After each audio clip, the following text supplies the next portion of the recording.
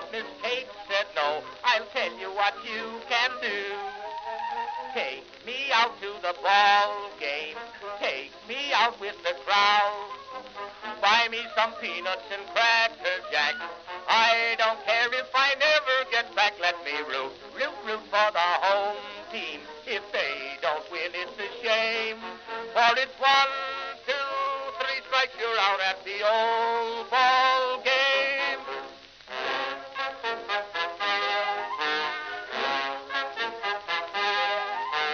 Cade Cavalli saw all the games, knew the players by their first names, told the umpire he was wrong all along, good and strong. When the score was just 2-2, Cade Cavalli knew what to do. Just to cheer up the boys she knew, she made the gang sing this song. Take me out to the ball game, take me out with the crowd. Buy me some peanuts and cracker jack.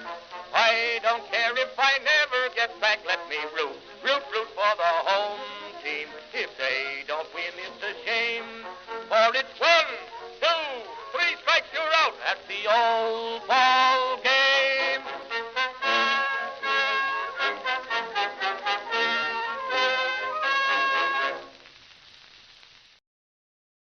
I apologize for Baltimore.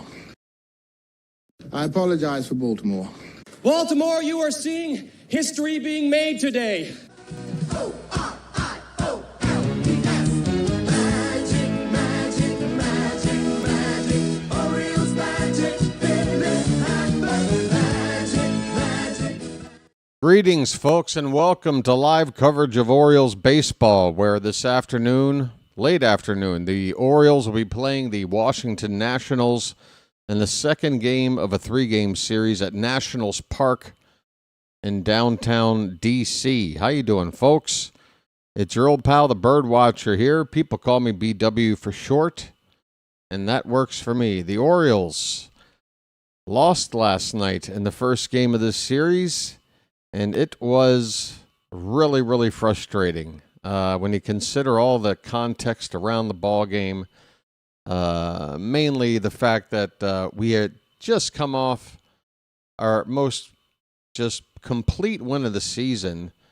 Not only did we shut out the Yankees for our first shutout of the season, we were the last team to get a shutout, and we do it against the Yankees. And in doing that, we win a series against the Yankees. And the offense was there as well. 7 runs on the board, just 1 home run. So we scored in a variety of different ways, and the defense was solid. Bullpen has been pretty good. A couple of guys outstanding. And you would hope that following that and then having an off day and then a road trip, which is basically get in the car and drive 40 minutes down the road to take on the Nats over here. You would hope that we would have, and then you add in more context. Zach Littell was the starting pitcher for Washington last night. You look at his numbers going into that start, he was pretty much at or near the bottom in terms of starting pitchers who qualify in just about every category you can think of. High ERA, high whip. He gave up, I believe, 13 home runs already on the season. I mean, just ridiculous. We allowed him to go out there and shut us down for 5 innings. The entire offense was basically in a coma for the first 8 innings. Meanwhile, Shane Baz, it was touch and go there for a little bit, gave up 3 runs, but he wound up then just because of a low pitch count, he was able to go 7 innings. And then a couple of extra innings out of the bullpen there, or it was just 1 more inning you needed because the Nationals only had to come to hit 8 times. So Baz basically pitches nearly a complete game. We get in Josh Walker, pitch the final inning. Hold the Nationals, very good offense to 3 runs. And again, knowing the pitching we were facing, If Boz and the reliever are going to combine to give up 3 runs, that should be enough for us to at least score 4 and win this ball game. But we did nothing for 8 innings. We wound up getting just the 2 runs back in the 9th. It was very exciting. It was an exciting situation where the Orioles could have made a dramatic comeback. We had the bases loaded there. And then it all ends on a check swing by Adley Rutschman where he can't even get off a full swing. And I think it probably was a ball as well. So either he could have took it and things would have continued, or he could have just committed and at least try to foul it off. But for the game to end that way, you just add all these things together, folks, and it was probably one of the most miserable games I've ever seen. Certainly one of the more miserable one-run losses I've seen. You know, blowouts hurt. Getting walked off hurts when you're ahead in the ball game or something. But this kind of a game, just no offense for 8 innings. Against a guy you just know you got to get something off of, something. And that's the thing. You lose by 1 run. If you just get something off the guy, it's at least a tie ball game, you would think. I mean, it's just... And again, you look back at how we ended the homestand. We won 2 out of 3. We're trying to build some momentum here, trying to maybe get back to 500 before the end of the month. You know, we're still a few games away from the 1/3 mark of the season, pretty much end of the month here. So we got time to work our way back to 500. Could have gotten to 3 under with that win yesterday, but instead we're back to 5 under. And it is just a frustrating loss. I don't know what else to say except what I put up in my post on my community page for YouTube, which is just to say play better. Play better than that. Because yesterday, watching as a fan, it was torture. It was torture to watch a game to lose in that fashion. Just, give me something better to watch today, please. Even if we happen to lose again, heaven forbid. At least don't let it be as painful as that. Let's score some runs. Let's at least have a back and forth affair or something. But the offense has got to wake up here today. Let's talk about the pitching matchup and the starting lineups. Chris Bassitt is on the mound for Baltimore. He's got a winning record on the season despite a still not very impressive ERA, but that ERA has mostly been coming down with each start over the last 3 or so. Record of 3-2, a 5.21 ERA right now. The whip is still not too pretty, 1.74 in 38 innings pitched.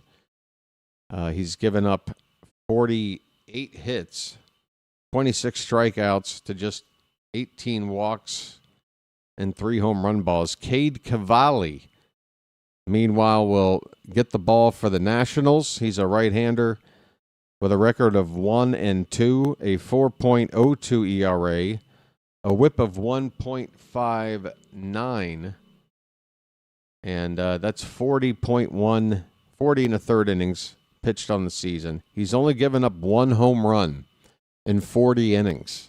1 home run in 40 innings.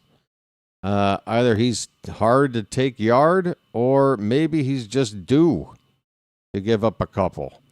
I mean, we faced a guy yesterday that had to be at the top, if not near the top, in all of baseball and coughing up home runs. And we couldn't even sniff one. Well, I take that back. We did have a lot of balls hit to the track. But I don't know. Just not... Baseball God seemingly not in our favor there last night. But Cavalli, just the 1 home run in 40 innings. Again, the Orioles don't necessarily need to hit a home run for this offense to work. I'd like to see more of the things we did against the Yankees in that 7-0 win. Plays like Blaze Alexander leading off with a, bunting for a hit and successfully doing so. That led to a rally. There's a lot of ways this team can put things together and put runs on the board. They showed it in that game. It feels like that should have carried over. And then you have the off day to rest up. It's just so frustrating. But the big elephant in the room is still Gunnar Henderson, folks. And with each passing game where I'm watching this guy get put in the lineup to hit leadoff, I know he had, I know the average is back over 200. But I mean, you just look at what we've done here over the past month, where Gunnar's kind of been the same for the past month, with just a little bit of extra help here. Again, yesterday was one of his better games in weeks, I'd say, at the plate. And yet, it couldn't drive in a run. Twice, right? Didn't twice he hit doubles, but with a runner at first that couldn't score? Or is it Mayo was the runner and twice he couldn't score on doubles? Maybe Gunnar had one and Ward had one. I can't remember. Now the details are starting to get foggy, folks. I guess the trauma of yesterday's loss is starting to suppress some of my memories. Let's just move on to the starting lineups today. Again, the pitching matchup today is Chris Bassitt against Cade Cavalli, a couple of right-handers. Leading off for the Orioles, Gunnar Henderson. There he is, 202 on the average at the moment. Taylor Ward will bat second and play left field. Adley Rutschman hitting third and doing the catching. Pete Alonso, the cleanup hitter at first base. Samuel Basallo will DH and bat fifth. Tyler O'Neill in right field hitting sixth. Leody Taveras, this is the only change in the lineup from yesterday. Taveras back in center field after Colton Cowser got the start there yesterday. Kobe Mayo will hit eighth and play third base, and Jeremiah Jackson at second base batting ninth. For the Nationals, James Wood will lead off, play right field. Luis Garcia Jr., first baseman, batting second. Jose Tena, or is it Tena? Tena. Jose Tena, third baseman. He's hitting third. C.J. Abrams is the shortstop and cleanup hitter. Dalen Lyle, the left fielder, batting fifth. Nasim Nunez at second base, hitting sixth. Keibert Ruiz is doing the catching and hitting seventh. Yorbit Vivas will bat eighth and DH, and then Jacob Young in center field will hit ninth. Orioles come in today 5 under, 20 and 25. I'd love to see this team go on a run and get to 30 and 30. You'd have to go 10 and 5 to get there. But if it were to happen, not only would you get back to 500, but the vast majority of those games would be played against division opponents. We got a lot of them coming up, 6 against Tampa, 4 against Toronto, and then 3 against Boston, all coming up here in the next 2 to 3 weeks. So that would be the time frame to try to get back to a 500 record with about 100 games to go. That would be nice. But right now, you got to start winning more than just a game or 2 games in a row. We need to go on a bit of a run here. We got to find it somewhere. And against these Nats, that's where I want it to begin.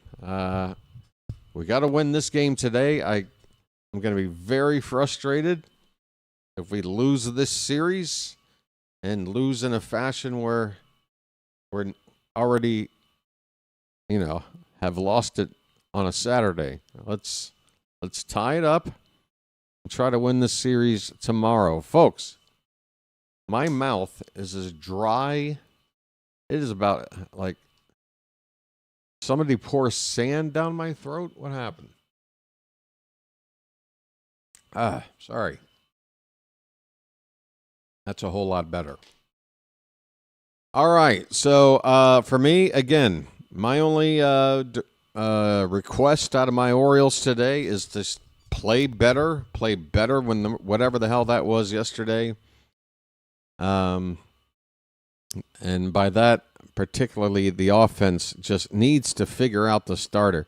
I just don't understand how a guy like Zach Littell, the only thing I can think is that the Orioles just didn't take him seriously enough. It's like they just took a glance at his numbers and said, well, we don't really have to, try to figure out an approach with this guy. Just go up there and hack and we'll be fine. I don't know. But just incredible that this trend of making mediocre to subpar starting pitching that we face.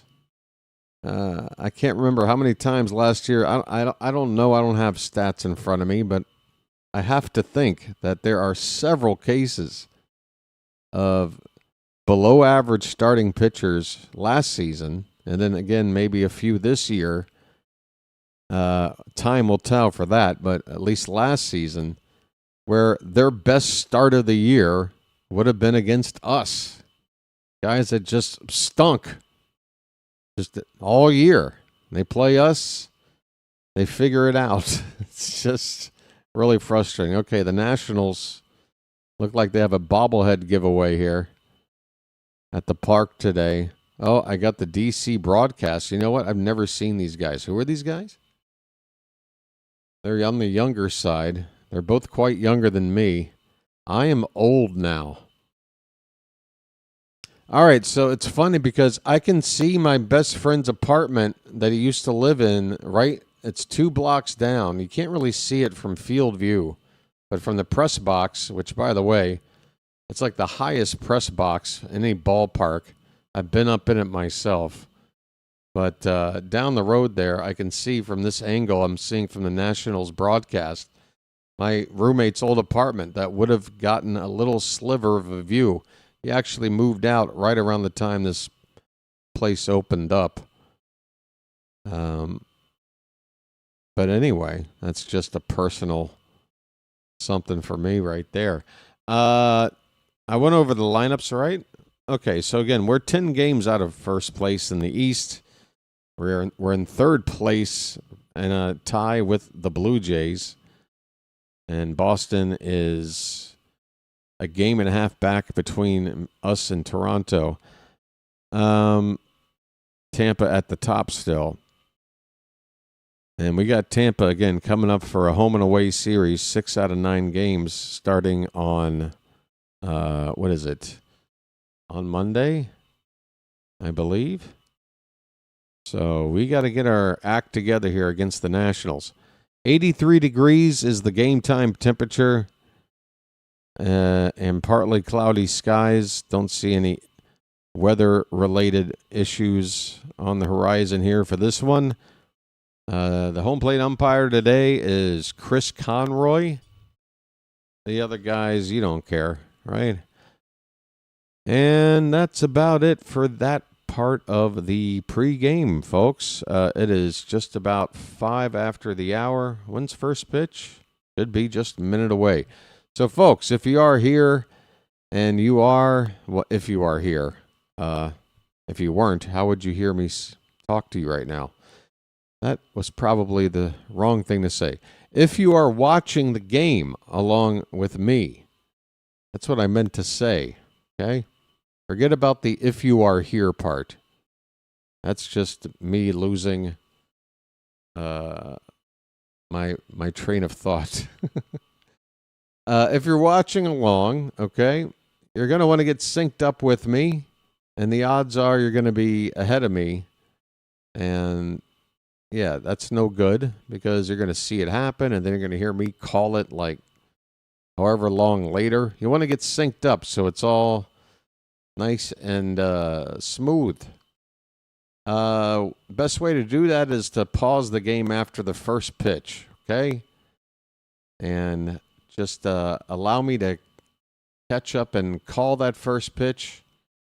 And as soon as I do, you unpause your game, and you're good to go. So, again, just have that remote near you and get ready to pause it after that first pitch. Or if it's handheld, just tap it with your finger, whatever. Anyway, it looks like Cavalli's taking his final warm-up pitches for D.C. They have on an alternative jersey top. I feel like every time I see the Nats, they've got on a new jersey I've never seen before, but I haven't seen a close of it yet. Maybe I recognize it. Orioles are wearing their black jersey shirts, which is a little surprising because it's kind of hot today. 86 degrees. And it's only 82. Maybe it's cooled off a bit. I could have sworn I read 86 earlier. But either way, the humidity in D.C. can always be pretty gnarly. All right, so there's a look at those Nationals jerseys. What would you call that? Kind of a... What do you call that? It's a grayish blue-grayish color to that uniform there, with interlocking letters saying DC on the heart side of the chest there. Cavalli's made 9 starts. Again, a record of a ball and 2 strikes. Throws a 4-seam fastball and a knuckle curve, a sinker and a sweeper. Once in a while, he'll work in a changeup. All right, we're ready, folks. Gunnar Henderson is at the plate. Here we go. First pitch of the ball game, and it's a swing and a miss by Gunnar. My goodness, he's going after that first pitch. Can't take it. Wasn't a very good first pitch to go after, as it was up and away at the very corner of the zone. Might have been a strike, but you're leading off. Just take that pitch. Second pitch swinging. Gunnar hits one to left. It's shallow. Coming in and making the catch in shallow left field is Lyle. 2 pitches, 1 out for Gunnar. Well, yesterday or last night was a 1-pitch out for Gunnar. And again, I know he got a couple of hits last night. I'm not trying to completely crap on the guy. It's just the whole idea of what the concept is of a leadoff man, and he's just not that guy right now. Hit him 5th in the order. That's where a guy like him belongs when he's hitting the way he's hitting right now. It's a low on-base percentage. You got the upside of a guy that you know can hit for power to all fields and can drive in runs when he does connect. But he's also striking out a ton and not getting on base. So that to me is a number 5 hitter. That's a slugger who is sort of in an all or nothing mode. That's where you bat a guy like that. Taylor Ward is at the plate, folks. And these are just my opinions. I know they're like some other thing. 1 and 2, by the way, on Ward already. Forgive me for missing a couple of pitches. Here comes the 1-2. It's upstairs. 2 balls and 2 strikes. Taylor?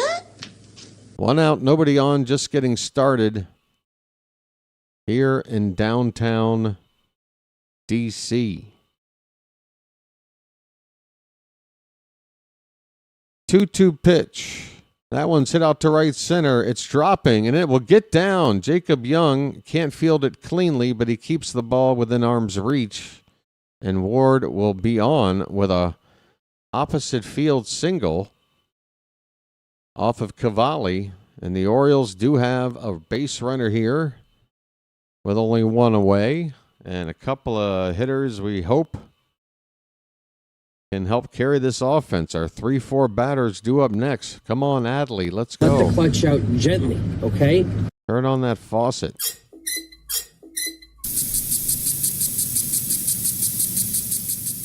Rutschman. Whoa, check on Ward, and that's too close of a call there. Taylor Ward, I believe, has 1 steal in the season, but I know he's also been caught at least once, if not twice. I mean, there are situations where he can steal, but not like a straight steal, like, let me take my lead and go kind of a steal guy, you know? You got to do better than that, buddy. First pitch high to Adley Rutschman, folks. Let that clutch out, buddy. Let the clutch out gently, okay?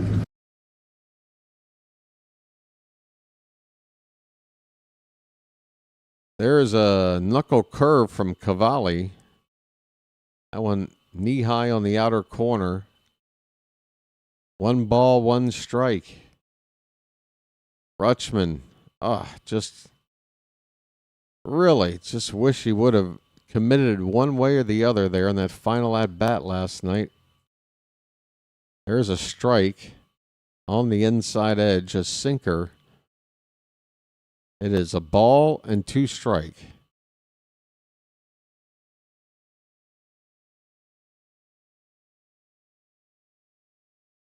Oh, I guess we should be over on the balls and strikes page at this point.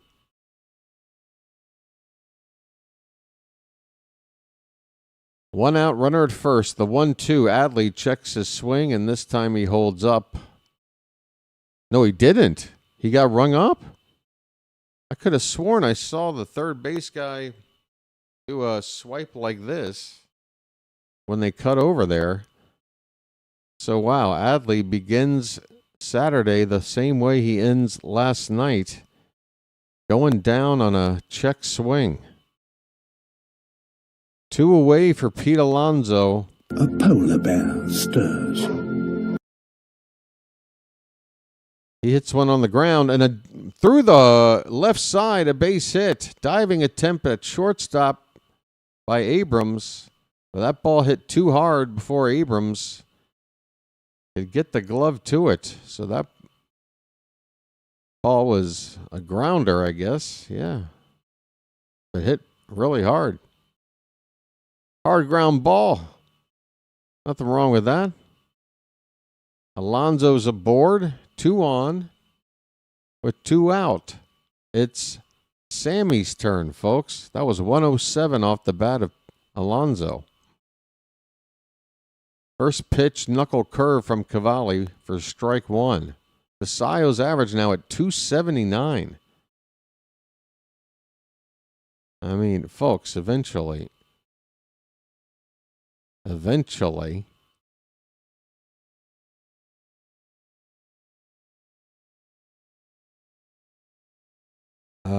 What's happening? I got a little bit of a pause going on with my game right now. I apologize. Sammy was waiting on an 0-1 pitch, and apparently it missed. It's because it's a ball and a strike. Folks, I might sound a little bit lethargic. I did not get a whole lot of sleep before this game, which it's about 3:15 right now, but I've been up since 1, and I didn't want to be up that early, but whoops. 2-1 on Sammy, folks. Cavalli from the belt. Ward at second base. And, whoa, inside. 3-1. How about a bugle, folks?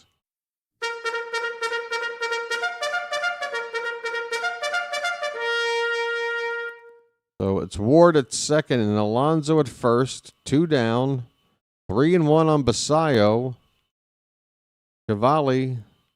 Here's the pitch. There's that knuckle curve. Oh, it's a sweeper. I beg your pardon. Similar looking break. That is going to be strike 2. Folks, don't glitch out on me again, game. Come on, bounce back. Here's the 3. Oh, Cavalli lifts his leg, but then turns around. Takes a look at Taylor Ward at second. The runners will be off on this 3-2 pitch. Basio with a chance to drive in 1, 2, or 3. Swing and a miss. He got a knuckle curve in the upper half of the zone. And he was not ready for that one. Oh, Basayo strikes out on a pretty hittable pitch if he knew what he was looking for there. And the Orioles leave 2 men on here in the first. Left, 9 or 10 men on base last night? Or am I exaggerating? I don't know. But that was another frustrating inning for the offense. At least it shows some signs that they're going to at least not just go 3 up, 3 down every inning. But can't cash in here in the top of the first. On to the bottom half of the inning. Orioles nothing, and the Nationals are coming up. It was 10 left on. How you doing, George? Hey, Charm City Chat. How's everybody doing? Why don't we take it over here while I do this, because that puts the chat up right next to me. Hey, everyone. Miserable game for me last night. We got just about 100 people here in the room. Glad to have you aboard, folks, but I'm going to have to ask you all to do that same thing I got to bring up every time I call a ball game, which is please do me a favor and tap that like button at the bottom of your screen. It is very helpful for the channel, and we got a break in the action right now, and the like to viewer ratio right now is like 1 to 3. 3 times as many people here. So I know we can get that like count up to 50 really quick. And then hopefully 100 within another couple of innings. Or work our way to 200 if we can. 150 if we got to settle for it. Let's go. Thank you, folks.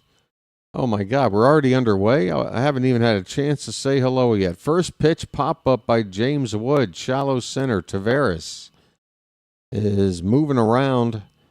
Finally settles under the ball and makes the out. 1 pitch out by Chris Bassitt, leading off his day here. Bassitt started so poorly. His first 4 starts, 5 starts. Last couple or so, 2 or 3, have been much better.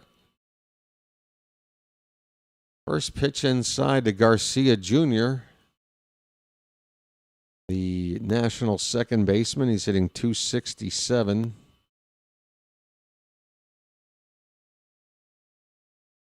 And a swing and a ball hit on the ground to second base.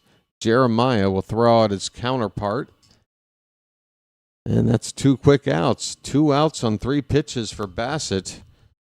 Mamma mia, give me more of that. Folks. Oh, let's take it back over here for a minute. I'll still look at the names. Let's see who we got here. First pitch to Tana is outside for ball 1 from Bassitt.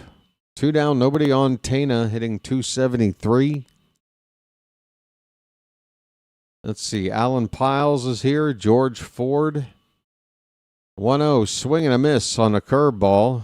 1 ball, 1 strike. Matt Abel, Nicholas Handy, Bam, Marcus Bowe, David in France. How you doing, buddy?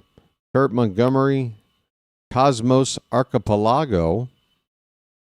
Here's a foul ball by Tana. 1-2 the count. Joel is here. El Duderino. Richard DeRocher. Chow is here. Matt Abel, did I get you already? Blue J.M. Tank. Chuck Gaiman. That is, what was that? It'd help if I remembered what the previous count was, but let me tell you now, it's 2-2 on Tana. The pitch. Curveball. Just wrapped around the outer upper corner and misses for ball 3. There's a mother and a boy in the crowd there. Lovely. Oh, is it? It's Mother's Day weekend, right, folks? Here comes the payoff pitch. Hit on the ground, and Jeremiah with a nice pick at second. He'll do a little spin move and throw out Tana to end the inning. So a very nice start to the day for Bassett. Very drama-free first inning. Just 9 pitches. He didn't strike out anybody, but he doesn't have to if he can pitch like that. We go to the second, no score. Edward Cantor is saying hello. Hello, everybody. Hello, hello. All right, I have to start thinking of other songs that use the word hello besides the Beatles. I know I went a little crazy the other day with my Beatles medley during the postgame show. Was it the postgame show, or was I actually doing it near the end of the actual game? That might have been too unprofessional, even by my standards. I couldn't find my water. Yeah, the other piece of news, yes, thank you, Blue JM. I guess I just didn't want to report it because I'm really not a fan of this guy. Not a fan of this guy. Tommy Pham is in the Orioles organization right now, signing a deal to take a minor league contract with Norfolk. But it's a special kind of a contract where he can opt out and re-enter free agency after about somewhere around the neighborhood of 4 weeks. So it's like a 4-week trial with Tommy Pham. This guy is a clubhouse cancer, folks. I know he's been around a long time. It speaks a lot to his work ethic, and he is a baller. There's no doubt about it. But it comes with a heaping helping of just problems. Tyler O'Neill is up. He is going to foul off the first pitch. O'Neill hitting just 169. That might be below Mayo at this point. Come on, Popeye. Ahoy there! Anybody home? Come on. Oh, Lionel Richie's hello? Is that the one in the video with the blind chick making the sculpture of his face? I love that video, and I'm obsessed with that sculpture. One of the earliest weird Facebook groups I ever found was a page dedicated to that sculpture, or that bust of Lionel Richie's clay head. Foul ball by O'Neill, leading off the top of the second with a count of 1-2 strikes. Is that the one? That's the hello video, right? O'Neill fouls another one away. That fastball at 98 from Cavalli. Hello? Is it me you're looking for?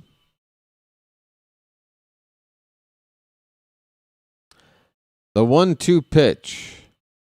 Outside 2-2.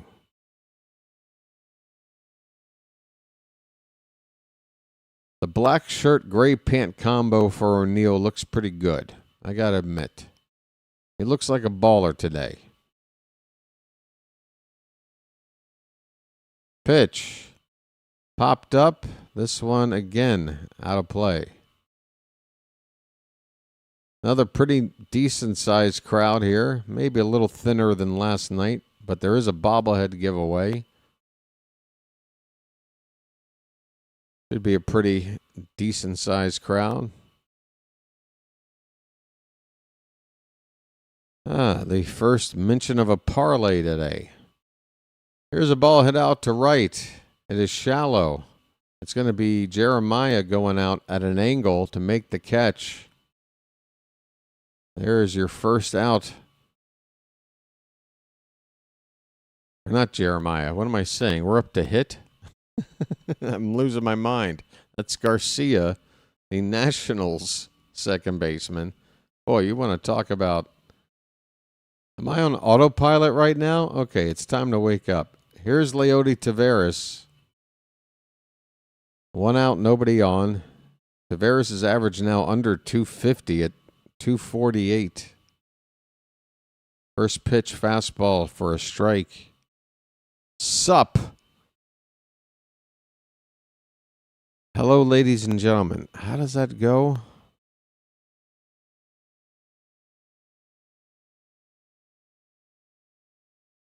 This ball is going to be foul tipped at the plate, dropping to the ground right in front of the catcher for strike 2. Taveras batting left-handed against the righty Cavalli. Conway Twitty. Man, I need a time machine. Here's a comebacker that is not going to be fielded by anybody. Cavalli tried to backhand it in acrobatic fashion as it went past him. It got to Abrams there behind him at short, but Abrams unable to field it cleanly. And I don't know if this ball took a bit of a deflection. Did the ball actually hit the base? It looks like it might have hit the... Wow. The ball, the base, and Abrams' glove all met at second, all at the same time. I don't know if you can give Abrams an error on this. Between Cavalli's involvement and then the base kind of getting in the way, that should go down as a hit. Here's Kobe Mayo, folks. 1 on, 1 out.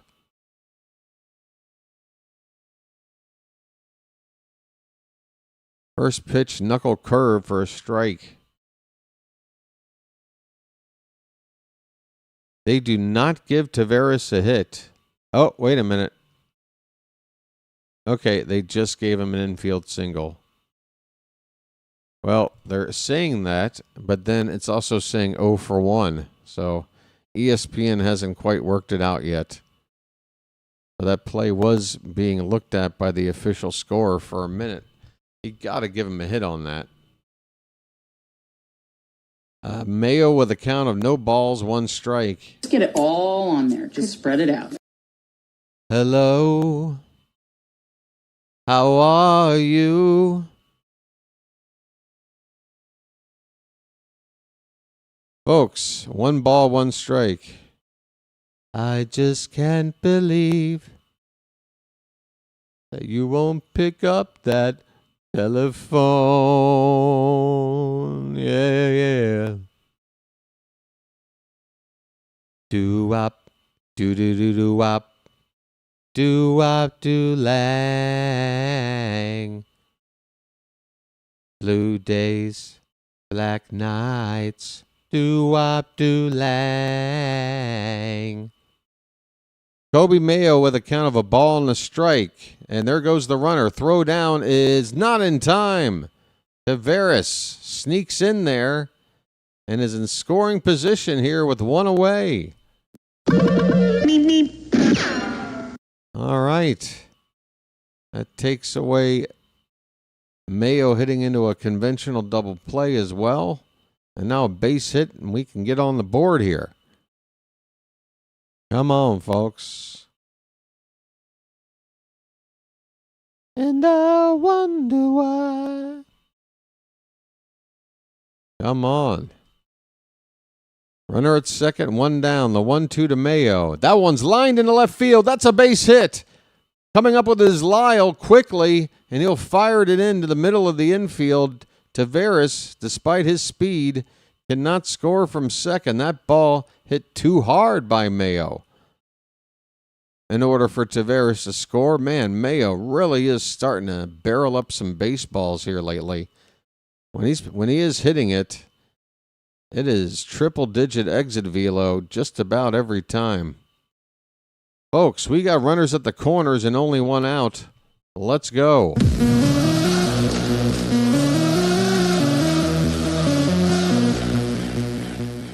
It's going to be Jeremiah Jackson with an RBI chance. Runner at third and less than one out. Got to get him in. First pitch high for ball one, folks. Jeremiah was the bullfrog. Hitting 241, 6 homers, 25 RBI.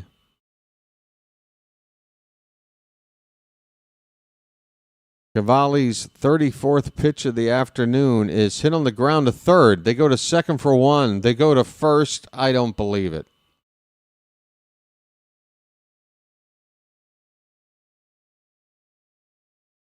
Unbelievable. Just finding new ways to not score, folks. The inning is over. The Orioles have 4 hits through 2 innings, but no runs. Wow. Big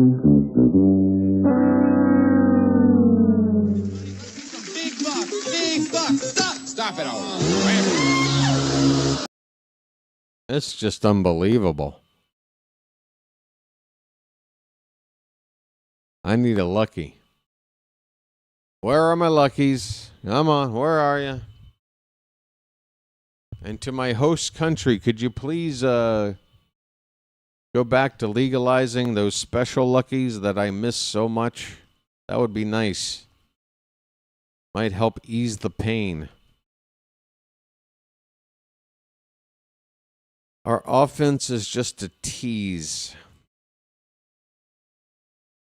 Yeah. Like Claire from Breakfast Club.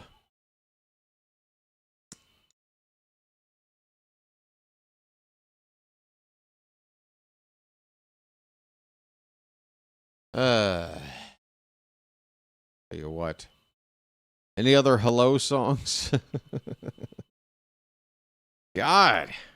I refuse. I'm telling you right now, I refuse to give all the emotion away that I did yesterday in that loss. I'm sorry. I'm a wounded man right now. I will be here. I will observe. I will report. I will root the team on, but no matter what happens, I can't. I'm already too fractured. I don't want to be fully broken. I've got a compound fracture. I need a little bit of healing. All right? Come on, here we go. Second inning of work for Chris Bassitt. He'll face Abrams leading it off. CJ fouls it off. 0-1. Abrams hitting .291. Bassitt only had to throw 9 pitches in the first. 0-1. That one is a fair ball, is it? That's a fair ball. Man, that ball was crushed. Down the right field line. Past the first base bag. And that's going to be a double for Abrams. 107.6 off the bat. That ball was up. And while it started in on the hands of Abrams, it broke back over upper middle. And basically just the worst kind of a pitch where the break really made it a fat pitch for Abrams. Abrams dancing around at second base. After the first pitch, Rutschman pops up to take a look at him. He never throws the ball. It's ball 1 to Dalen Lyle. Lyle, the left fielder, hitting .274. Had a multi-hit game yesterday, including a home run. That pitch knocks Lyle down to the ground. Bassitt falls behind 2-0. And early doors, second inning Bassitt looks nothing like first inning Bassitt.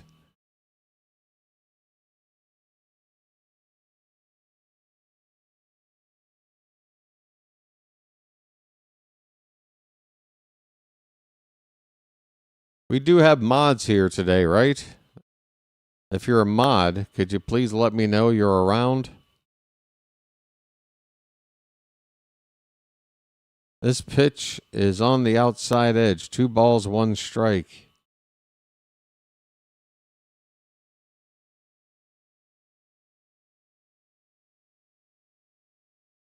The 2-1, swing and a miss. Lyle chased a cutter inside, 2-2. All right there, George. Is it just you, buddy? You're going to have to carry a bit of an extra load then, my friend, if that's the case. Matt, all right, guys.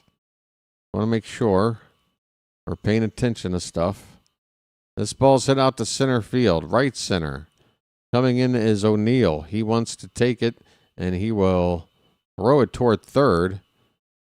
The ball cut off by Gunner. Ball gets away a little bit, but Abrams will stay at second base with 1 out. So a big first out there keeps Abrams at second base as Lyle flies out to right.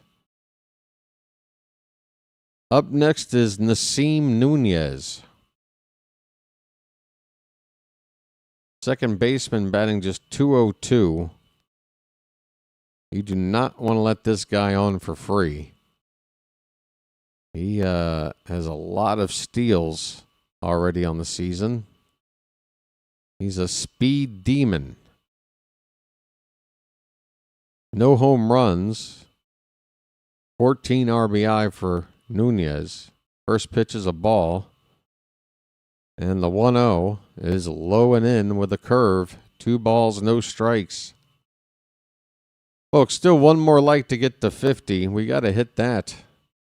All right, we just got there. All right, folks, on the road to 100 likes. Please hit that thumbs up at the bottom of your screen if you haven't already.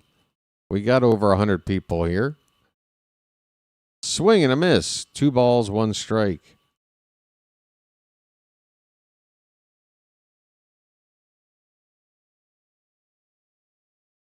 The switch hitting catcher Keibert Ruiz is on deck for Washington.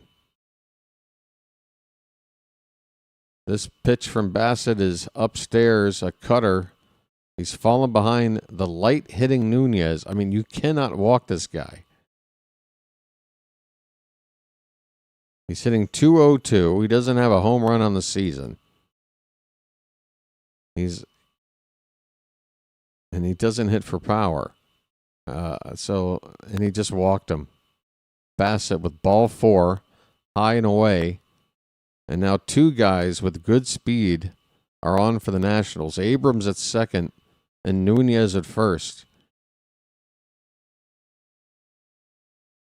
I would not be shocked if they pulled off a double steal here.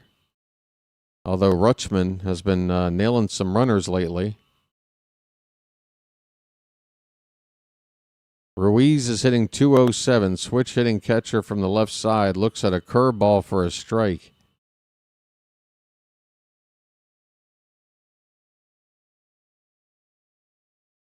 Three homers, 15 driven in for Ruiz, who wants time.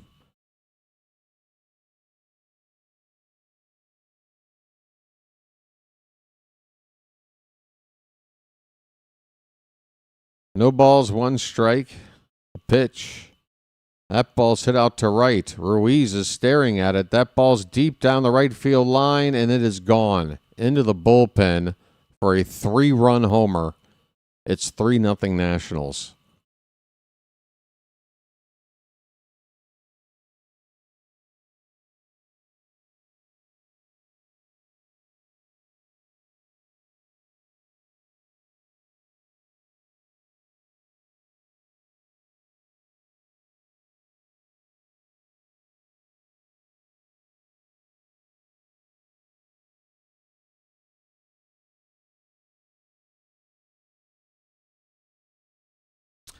Well, it's going to be the same recipe. Offense can't score early. Starting pitching, giving up runs. Got to play from behind. The bullpen will help hold the line, but then the offense can't score enough to catch up with their late scoring tendencies. Is there going to be another one of those? So far, that's the script. Here's your beat Vivas. First pitch is a ball. And the next one is a strike. 1 out, bases empty, 3 runs in, 3-0 Nationals in the bottom of the second. Up and away with a curveball, and that wasn't a good-looking one from Bassitt. What has made Bassitt look good lately is that curveball, but so far in this game, it has not looked nearly as effective. Check swing foul, and the count 2-2.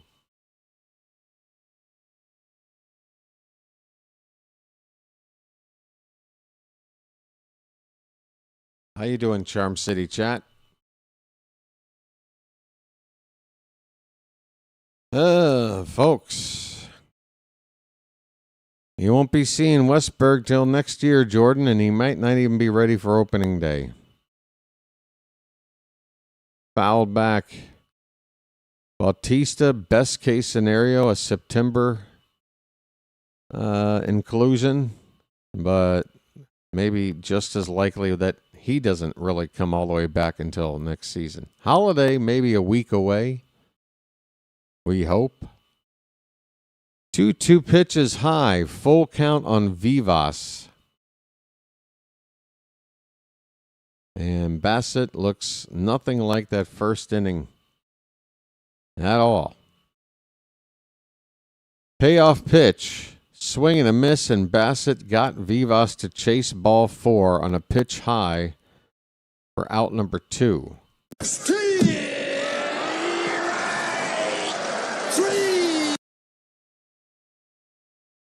Well, y'all come back now, you hear? Oh, boy. Jacob Young, the number 9 batter, with 2 down, bases empty. Pitch. That's a good sinker from Bassitt. Hit the corner on the outside at the knees with some tailing action as it started off the plate. Curveball rolled over. It's a foul ball on the third base side. 0-2.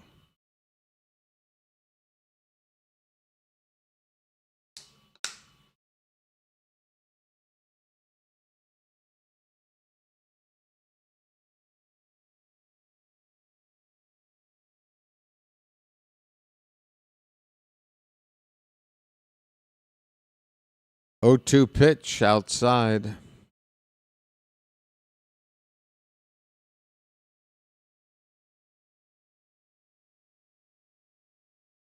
Not going to get any easier after the Nationals. Tampa is next.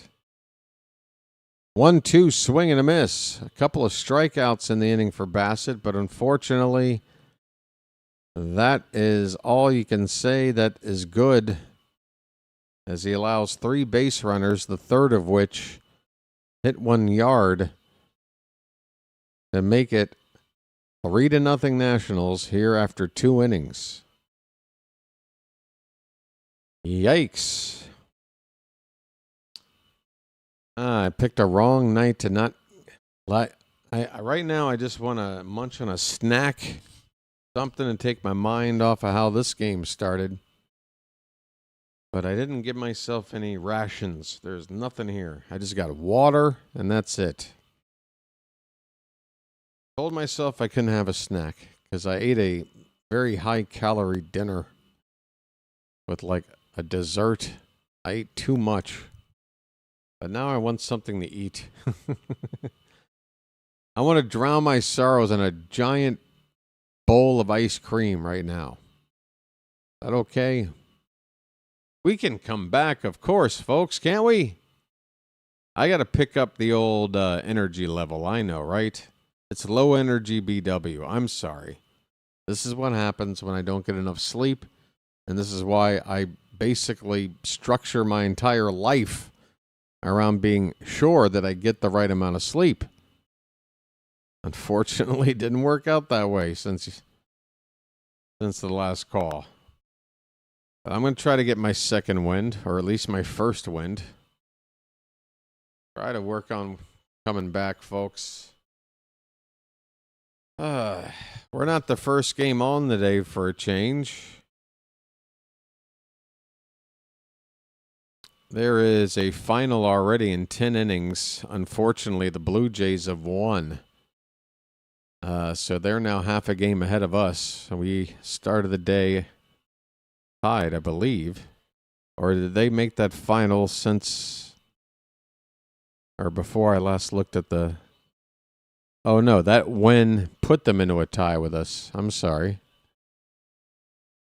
So both the Blue Jays and us right now sitting at 20 and 25. Here's Gunnar leading off. First pitch is a strike. His name's Gunnar and he's dating my mom. The 0-1 fouled away, 0-2 on Gunnar. Man, oh man, Gunnar. What is it? How are they making Gunnar look so bad? How is Gunnar making himself look so bad? How's the hitting coach making him look? Who's making him look so bad? Curveball in the dirt. It is a ball and 2 strikes. OPS for Gunnar right now at just 652. Guy was a 900 OPS guy a couple of years ago. Called strike 3. Gunnar down looking on strikes. Third strikeout for Cavalli. On a changeup, perfectly spotted.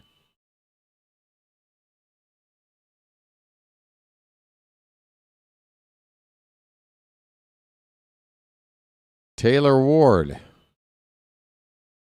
Fastball hits the bottom of the zone. Cavalli looks pretty sharp right here in this third inning.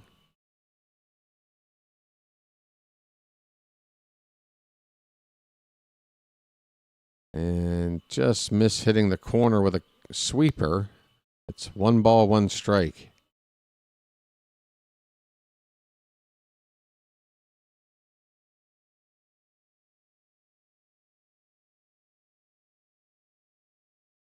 Called a strike. Yeah, I would have Ward leading off, and then if you want to bat hitting left-handed, you got Rutschman batting second. And then I'd probably actually move Sammy third, and then Alonso still hitting cleanup, and then Gunnar hitting behind Alonso.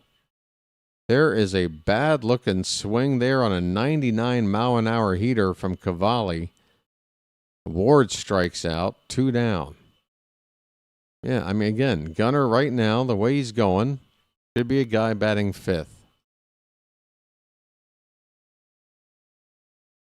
Sammy, the way he's going, I don't mind moving him into a prime spot like 3rd.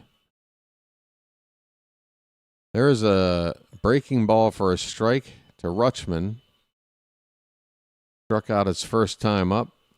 He'd still have a nice split up of the bats from either side of the plate. It would be right, switch, left, right, left.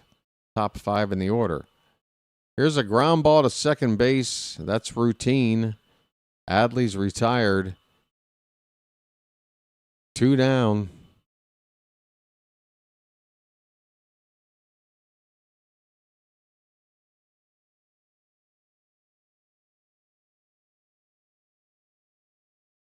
I can only imagine how much more damage Sammy might be able to do if he's hitting between Rutschman and Alonso. Eventually, I don't know if he's going to see a lot of good pitches batting 5th where he is, because like the next guy normally hitting after him is a guy like a Tavares.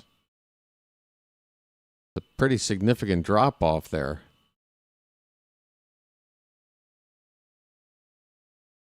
But yeah, they just keep putting Gunnar there, leading off over and over.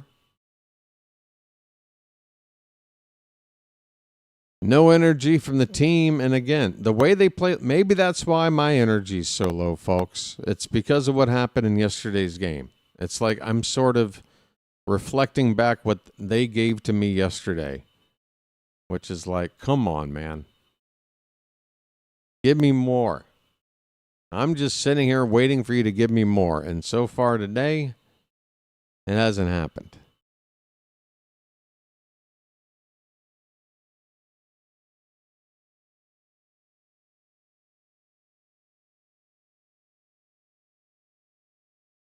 I don't know how valuable Cowser is in a trade, but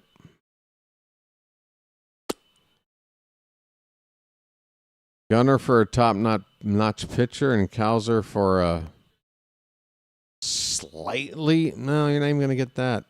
Probably going to be maybe kind of a project guy. Maybe a guy that's not already kicking ass. I don't know. Who's a good example? Third baseman. Signs of being good, but numbers haven't been there quite yet.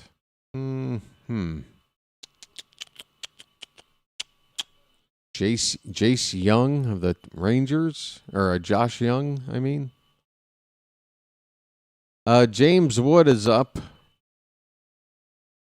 Ball one from Bassit. Top of the order here for the Nationals. Swing and a miss. I don't want Alec Boehm.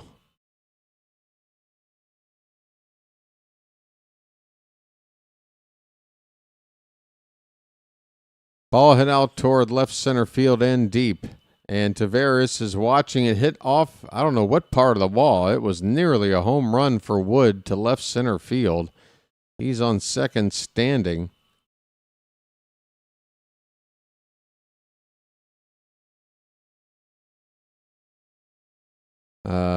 According to the Nationals broadcast team, they think this one was an inch away from being a home run. Let's see where this ball hits. Wow, off the very back of the padding. Unbelievable.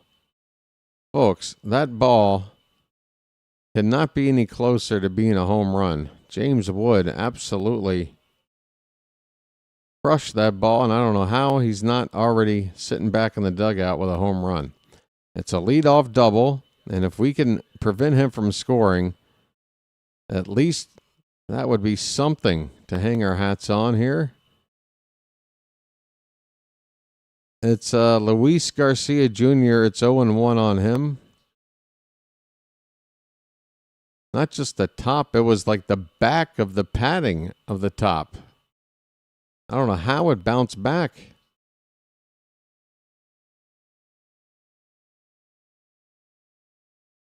Some might say divine intervention, but then how do you explain the rest of this game for us?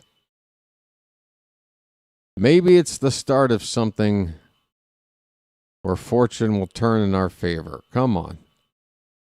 Popped up on 0-2. Could be playable. It will be playable as Mayo in foul ground makes the catch. Big first out here to keep that runner at second.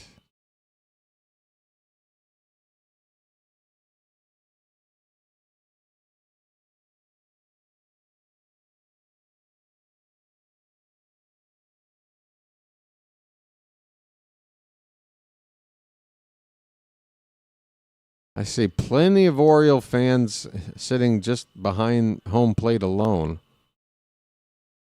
There's a first pitch curveball to Tana for a strike. So again, it's another reason it bothers me that we lost last night and things have started like this today. This really isn't an away game. This is as close to having 3 extra home games as you can get. Swing and a miss on a curveball. It's 0-2. No actual travel. You had the day off before here. I mean, you could have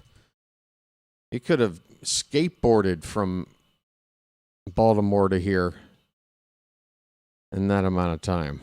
So come on. Go up, please. Whoa, who's that lady in the upper left-hand corner? Black hair. It looks a little scary. I can't tell if she's hot or scary looking. 1-2 pitch curveball outside. 2 balls, 2 strikes.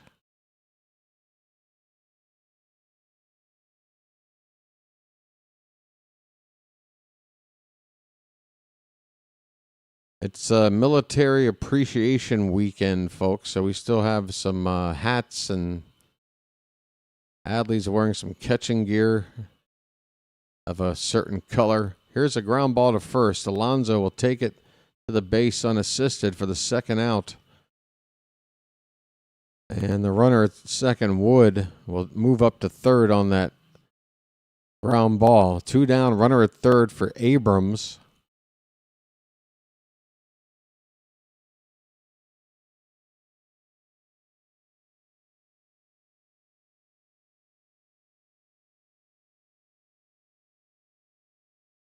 And on the ground, foul off to the right on a curveball. 0-1 on Abrams. He doubled and scored his first time up. 296. His OPS is at 925. That's where Gunners should be. 925. Abrams is doing it from the shortstop position.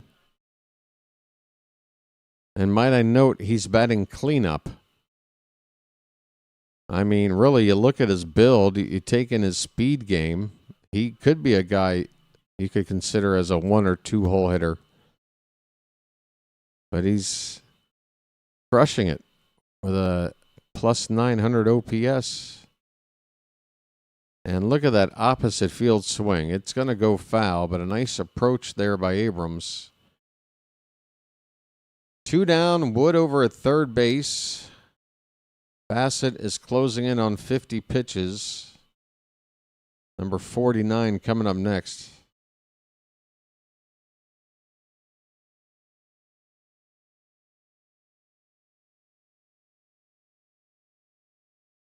The 1-2 is crushed into right center field. It's going to split the outfielders. James Wood can pogo stick home. It's an RBI double for Abrams. And, yeah. In 2 at-bats today, he's made Chris Bassitt look like batting practice. 4-0 Nationals. And Bassitt, again, left that one right out over the heart of the plate to a guy like Abrams. Too easy. Just too easy.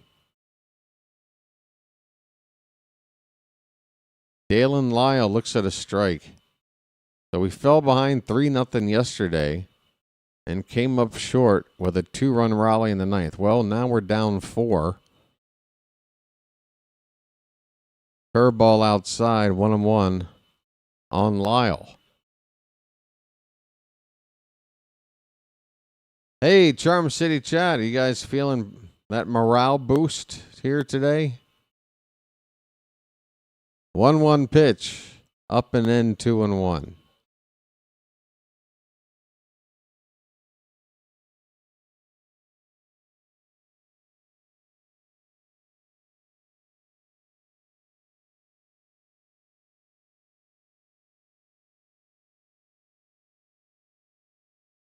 Bassett has to regroup. He's back on the rubber now. The 2-1 is low. 3 balls, 1 strike. Man, oh man. I need to make an AI BW that can step in and call games like this. 3-1 pitch. There's a strike. Full count.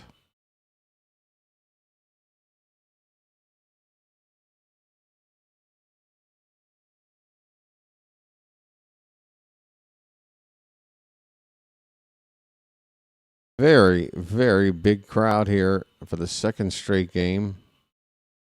Line foul into that crowd off to the right.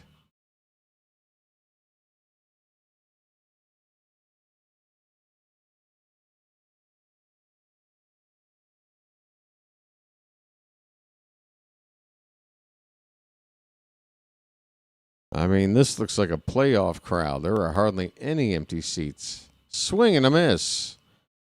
Bassett gets a strikeout to end the inning, but he gives up another run after a ball hit by Wood that probably should have left the yard. He winds up scoring anyway on a double by C.J. Abrams. And that is 3 innings. That is the first act of the ball game. It's all Nationals, 4-0 as we go to the 4th.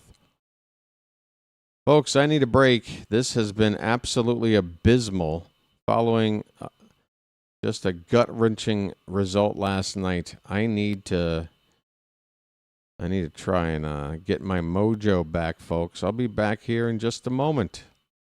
Hello.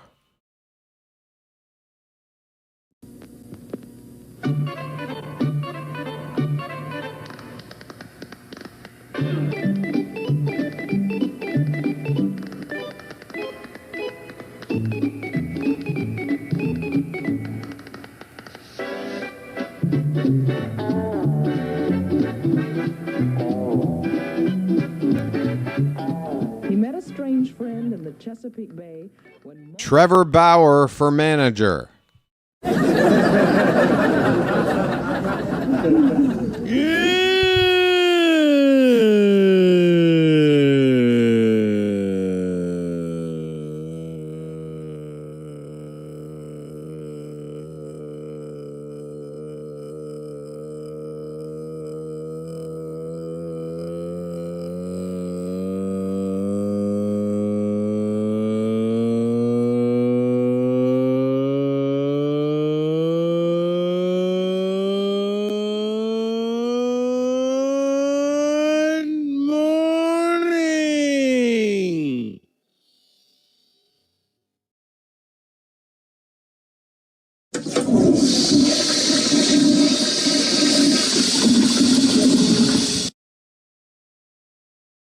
Pete Alonso takes high for ball 1. We're underway now in the top of the 4th. Orioles looking to claw their way back, down 4-0.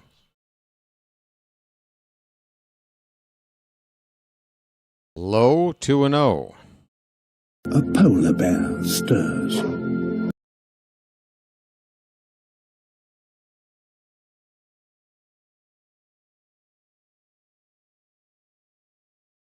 Two-0 pitch taken for a strike.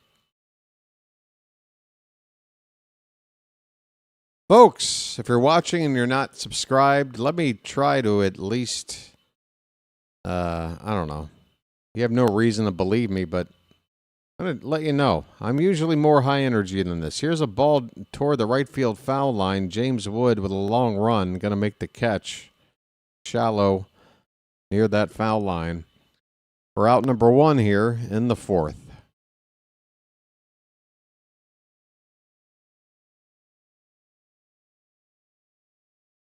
Season's still young. I agree, but you can't fall further down that 500 line. We know what happened last year. The team did start playing better, but once you get down by so much, oh great, Bassett just fouled one off of himself and he's down on his hands and knees. He gets up and he is favoring his right leg right now. Leg or foot. That ball got him on the shin, but he right on the protector. If that wasn't there, I'm sure it would have been a whole lot worse. Albanese is out there with the trainer talking to Sammy. I mean, it hit off the protector. If that is too much, Sammy's going to stay in. I don't want to build up a bad reputation for the kid, but Sammy seems to show more pain than just about any other player I've ever seen. Whether it's a foul ball off his thigh while he's catching, or a ball fouled off himself like here. This one's fouled away. It's 0-2 on Sammy. I just want him to look as tough as he looks. I mean, this dude is a brick shithouse up here. And he's a meaty kid. Ought to be able to absorb a few of these errant balls. Swing and a miss, and Sammy chased a bad one, let her high to strike out. 2 down, base is empty, and another just non-response so far as the Orioles fell another run farther behind in the top half of the inning, or the last half inning, I should say. We just got to be playing better than this, folks. Tyler O'Neill takes a cut and fouls off the first pitch.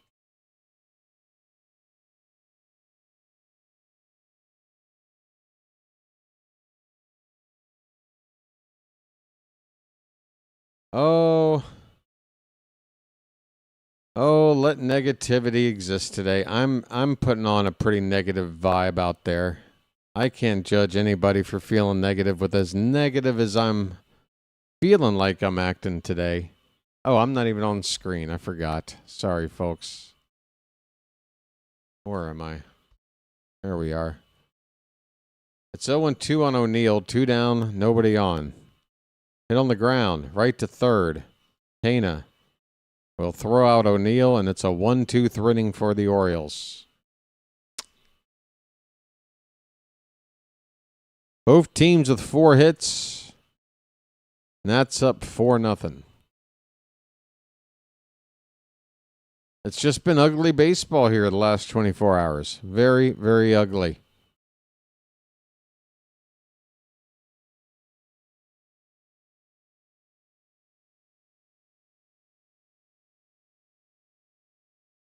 Can't remember who it was in my Discord who was saying I'm gunning for a 4-2 road trip here.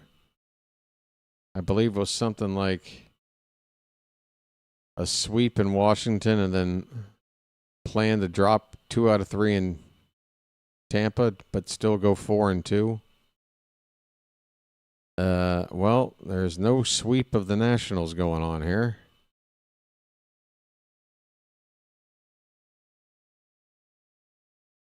Now, to salvage this road trip, we're going to have to win that series in Tampa or come back here today and then win again tomorrow. Either way, we are behind the 8 ball right now, folks. Got to play better than this. I believe I can fly. Oh, wait a minute. Isn't that like R. Kelly or something? I can't do R. Kelly. That dude did some freaky deaky stuff. Now, I'm into freaky, but I don't go so far as freaky deaky, right?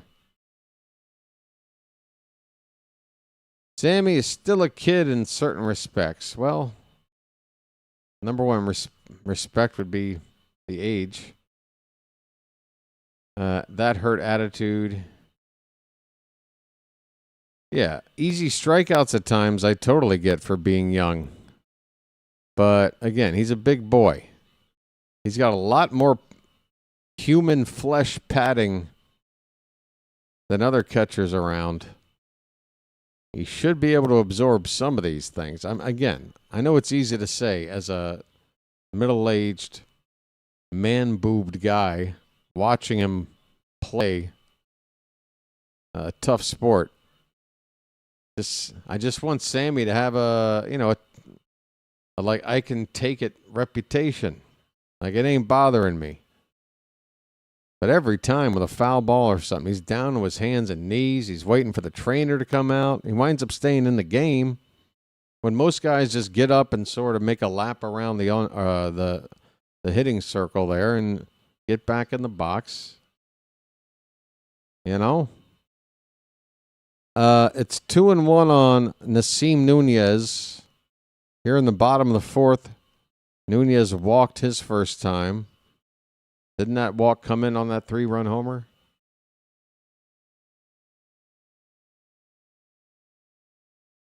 Bassit's 60th pitch catches the inside edge for a strike.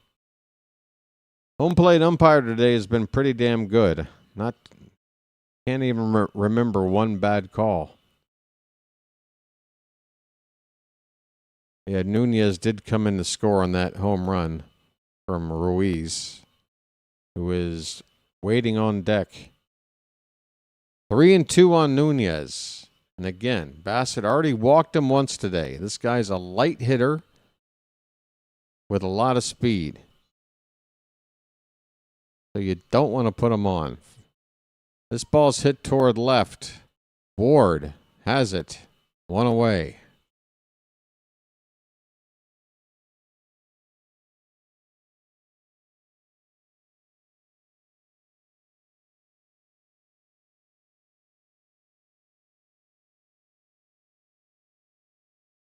So Ruiz with the biggest swing of the day so far. A 3-run homer his last time up. Turned a 1-0 Nationals lead into the 4-0 game we got right now. That ball's hit to left on one pitch. Ward again there and makes the catch. Back-to-back pitches hit to Taylor Ward for 2 outs here in the bottom of the 4th.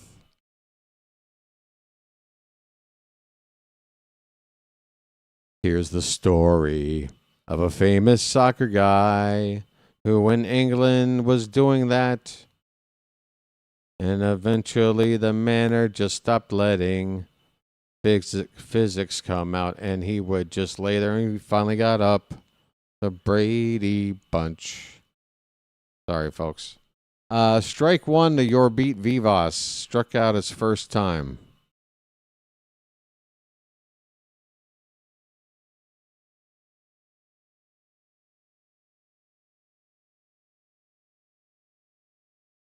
Bassitt's 0-1 is curveball low.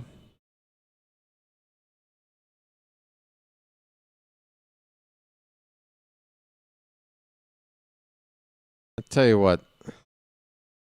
DC is a really interesting town. I had a lot of good times living there, and there's a lot of great sightseeing places to go, and a lot of them are for free, which I'm a big fan of free. But this ballpark they built here, I tell you what, it is lacking. One of the least lacking of character ballparks built in the modern era that I can think of. They should have done so much more, and they can still do. Can always renovate or add some things, but man, I've been to some games in this ballpark, and unless it's like a playoff game or something, it's just kind of a bleh ballpark, folks. No offense, National fans. That's 3-2 on Vivas. I mean, we got a packed crowd here today. Sure, they're happy about the current score. And it still feels somewhat subdued here. Here's a pop-up. Over to first. Alonso. He's got it. Inning over. All right. Bassett gets a scoreless inning. But right now, he can't afford to give up another run regardless. So the offense. Where are you, folks? Oh, my goodness. I did not get enough sleep, and this game's still not half over. I apologize, folks. What can I do? I had a 5-hour energy. I popped it right before the stream. I don't think it did a damn thing. I did want to go out and get a full coffee because I kind of wanted to just jump back in and go to bed right after I call the game. I'm stuck. Feel bad about my energy today.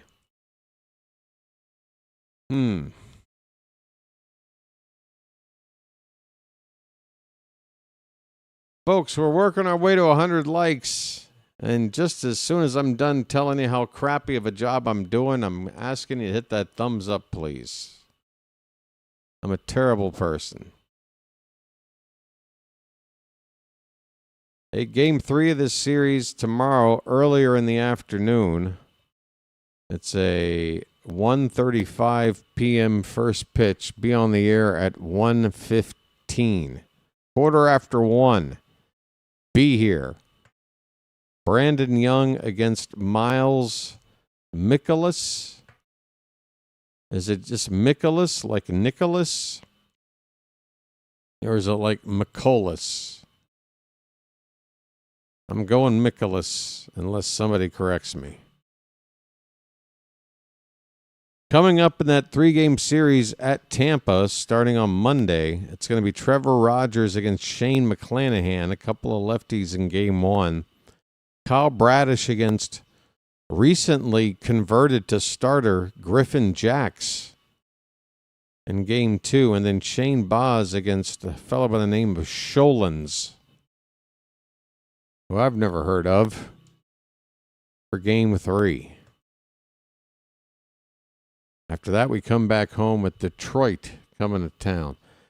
Leody Taveras has ball 1 leading off the top of the 5th. Cavalli's next pitch is a breaking ball for a strike. 1 ball, 1 strike.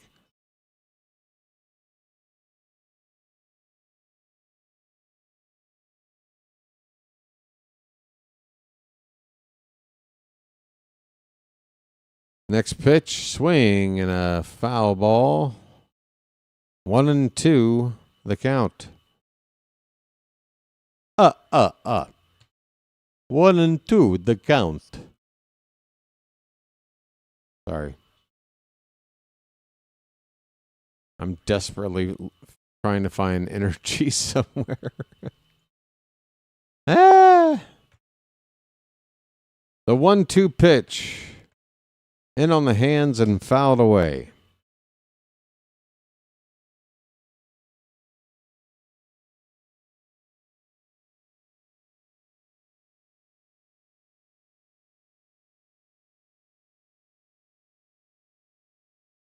There are 3 other games going on right now as Taveras asks for time. Rockies up 3-2 on the Diamondbacks, tops at 7th. Phillies up 5-0 on the Pirates, bottom of the 4th. Swing and a miss. Taveras strikes out. And Tampa again. They are in another lead. It is a 1-0 Rays lead over the Marlins in the top of the 5th. Again, as was said earlier, the Blue Jays defeated the Tigers in a pitcher's duel there, 2-1. And then the Cardinals knocked off their Missouri rivals, Kansas City, 4-2. Mayo first pitch swinging, hits one to right center. Young with a long run into right field to make the catch. 2 down. This frickin' offense, man.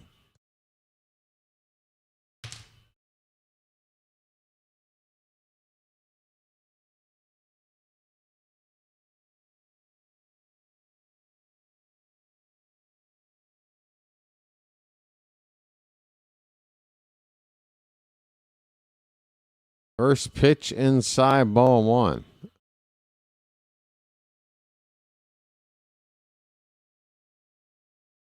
Jeremiah hit into a double play his first time up. Is it Michaelis then there, Axminster? Or here's a inside-out swing and a worm burner into right field for a base hit. 2-out knock by Jeremiah. Folks. Jeremiah was the bullfrog. Boy, that soundboard hasn't had a whole lot of help tonight. Here comes Gunner. His name's Gunner and he's dating my mom. Hey, Gunner. Care to help?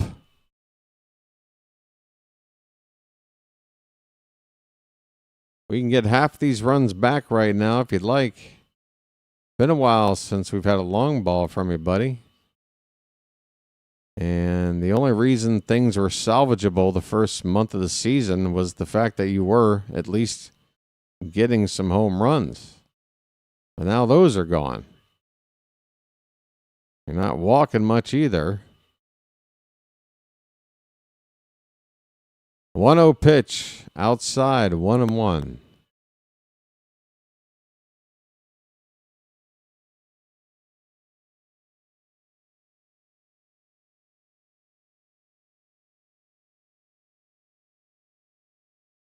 I'm sorry, it's 2-0. Did I say otherwise? Here's a ball hit right to second. Garcia will get it over there to first in time. Gunner Leaves another runner on base. And yeah, that's something. Quite the pattern being established here. We go to the bottom of the fifth. This game's half over. This is 8 innings of nothing, and now 5 innings of nothing today.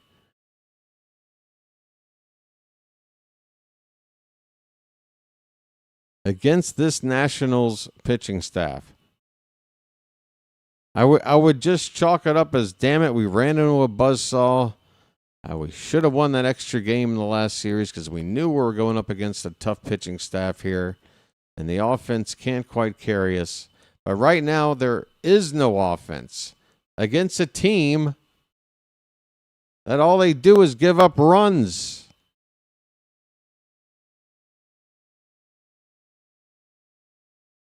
Inexcusable.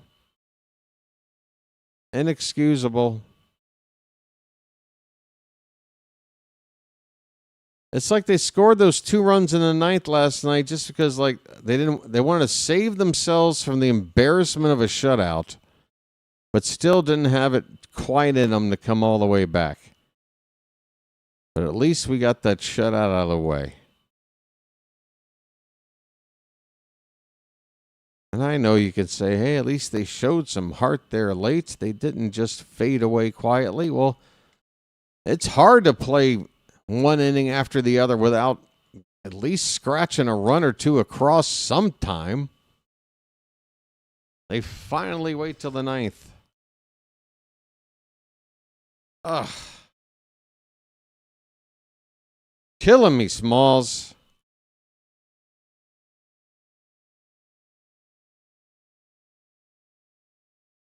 It's going to be Jacob Young leading off, and he looks at ball 1 on a curveball.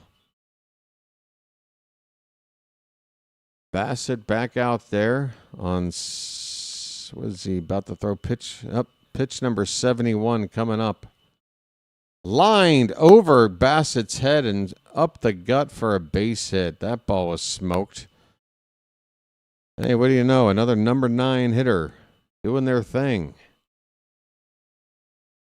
The hits are starting to pile up here for the Nats.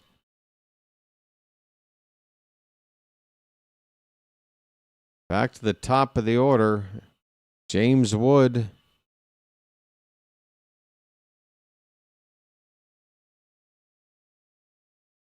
Wood is 1 for 2. The pitch on the inside corner for a strike. Wood had a double. And how it wasn't a home run. Must have been some backspin on that baseball to hit that back part of the padding and then bounce back into the field of play for a double. This pitch misses. Or no, did he strike out? What happened? Did he get hit by a pitch? What the hell just happened there? Hit by a pitch. Where? Right on the foot. James Wood hit by a pitch. 2 on, nobody out. Here we go. Luis Garcia Jr. up next. Any designs on getting the bullpen up? We didn't even use anybody yesterday. We had an off day. And then yesterday, who did we wind up using? 1 inning out of Josh Walker. I mean, I know it's not a high leverage situation right now, but we need to stop this bleeding. Base hit up the middle by Garcia. Lead runner will stop at third. The bases are loaded and nobody out. And I'm telling you, there should have been a visit by French to slow this down. The bullpen should have been up. We've got all our arms. They're all 100% stamina. We could have patched this thing together and at least try to keep this a 4-0 game. But right now, this thing is on the verge of being, where you can't come back. Here comes French now. Too late.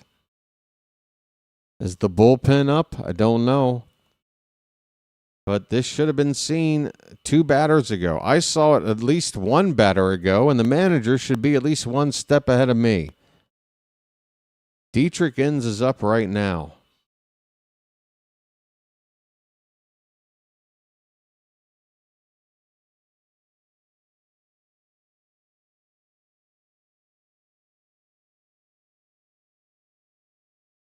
Bases loaded, nobody out in the bottom of the 5th inning.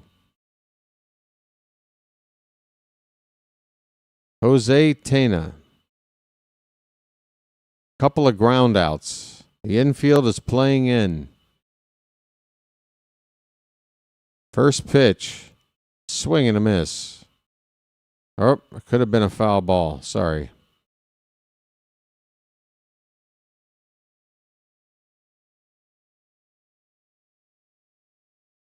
A lot of lefties in this lineup or switch hitters. So a lefty like Inns getting up right now makes sense, but he needs to hurry up and get ready. Fouled away, it's 0-2. Bassett on 77 pitches.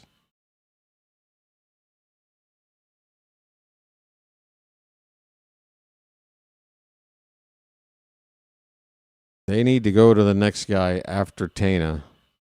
I don't care if he gets him out or not. Swing and a miss. He does strike him out. A bases loaded, nobody out, strikeout.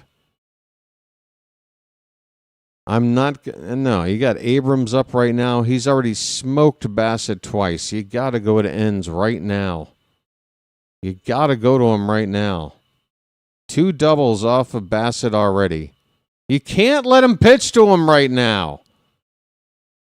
Send out another up and away ball 1. This is so stupid.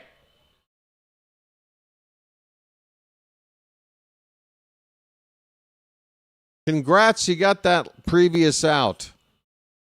Abrams is a much better hitter than Tena. Come on, man. This ball's popped up on the infield. I don't believe it. Mayo's got it for out number 2. Are you shitting me? Okay, I'm the idiot. I'm the idiot.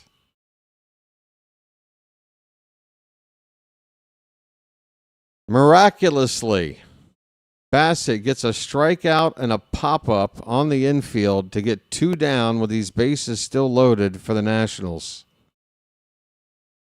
Another lefty, Dalen Lyle, is up. And a curveball low for ball 1.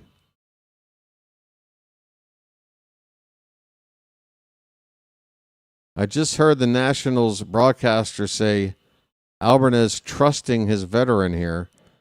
Is it that, or is it just he was too late to do something and things are working out anyway? Here's a ground ball to first. Alonso's got it. He'll hit Bassett covering the bag. And wow. F me running. Bassett works his way out of a bases loaded, nobody out situation. After I scream to take him out, he gets 3 outs and gets out of the jam. What can I tell you? This is why I'm not working in any organization. What do I know? On to the 6th inning, folks. It's 4-0 Nationals.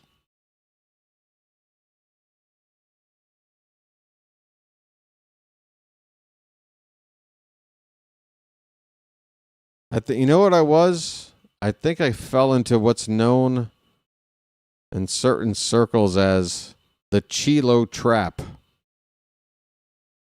where you just get into this cycle of just saying you can't do it, it's not going to work, it's a bad move, and then it just winds up blowing up in my face. I should have just said, come on, Bassett, get through it. Oh, God. It's still a bad day for him. That's probably the end of his day. 5 innings. And his ERA is now back up to 5.44.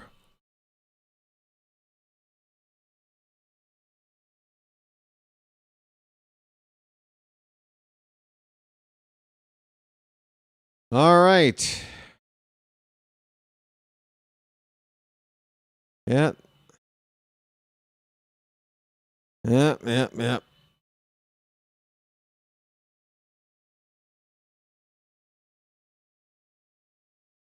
Just go with the simple mentality of when you go up there, you want to hit that baseball. You want to hit it as best you can. You want to make sure that it's in the zone, that it can be hit well. 1-0 to Taylor Ward is low. 2-0 on Ward, leading off the top of the sixth. Taylor? The Chilo trap. You know, where it's just a spiral of everything's wrong.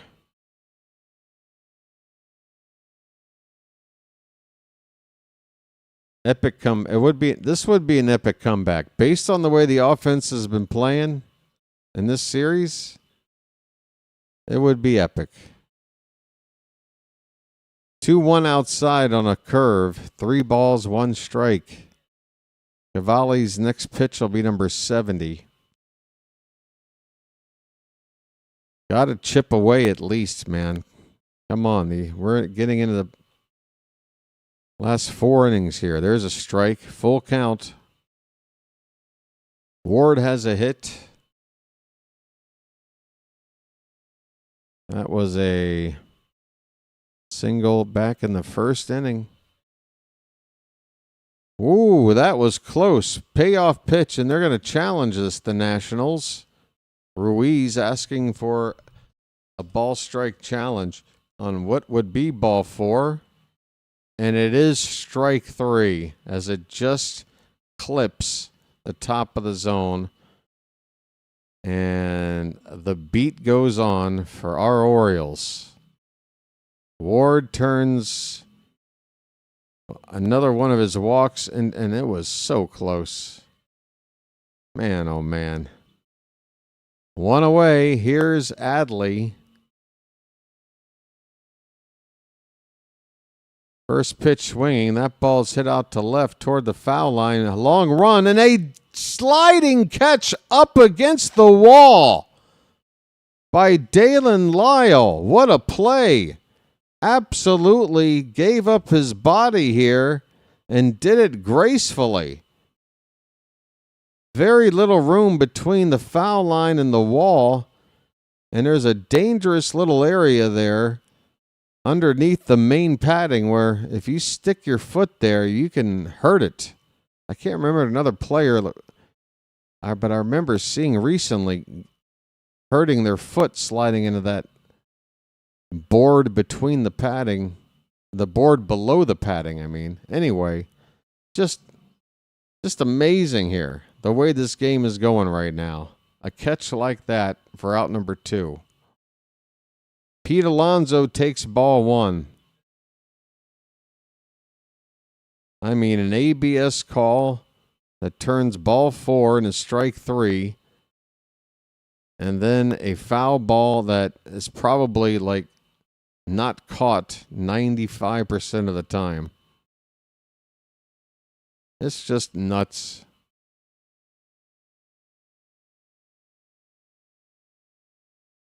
One and one on Alonso.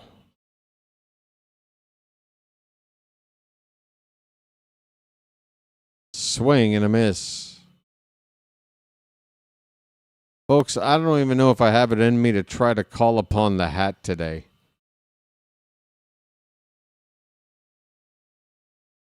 Yeah, folks, right now, again, my morale right now is low. I know I'm sounding not too energetic and kind of down on my team too.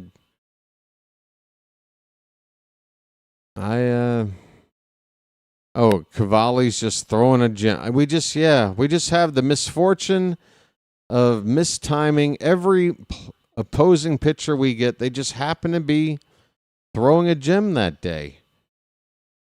Only us.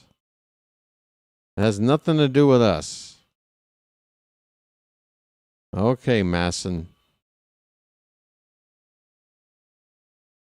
Whatever you say. 1-2 on Alonso. 2 out, nobody on in the top of the 6th.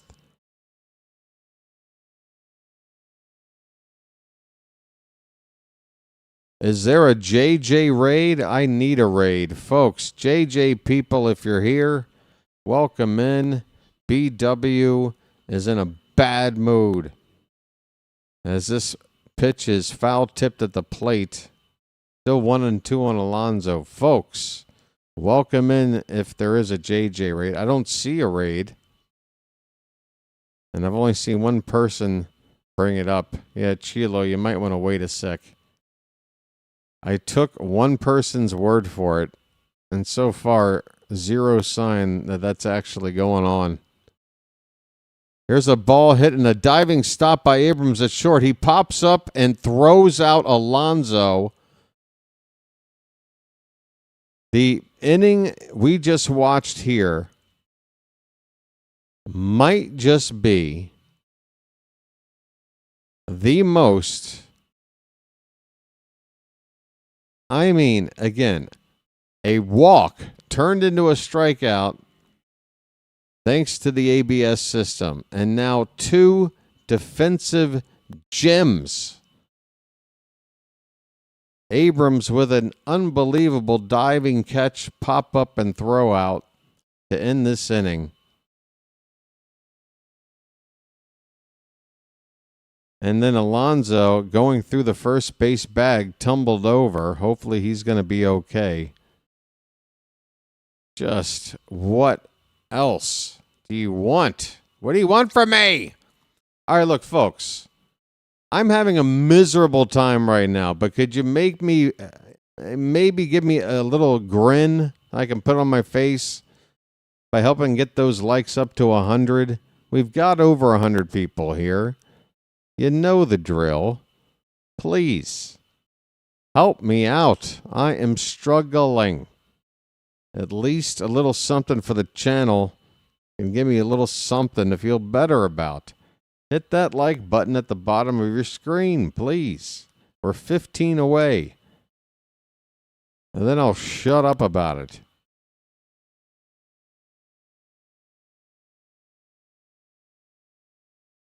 I don't know, but I'm getting worried with each passing day at this point that Albarnez is not the right guy. He needs to whip this team into shape because it's not like we're dealing with a lack of talent out there, man. We're not. I mean, you could say the starting rotation right now is a mess with, occasional glimpses of good. But this lineup is better than this. And following the game last night, again, we played Littell yesterday. No excuse for him to shut us out for 5 innings. Nunez shows bunt for a moment, takes it back. By the way, that's the end of the day for Bassett, as I thought. Dietrich Inns is on now for the Orioles. 1-0 on Nunez.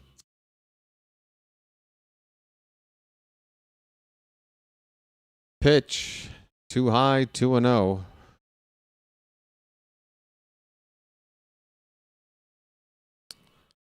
You talking to me, David Keith? It's going to have to be a long...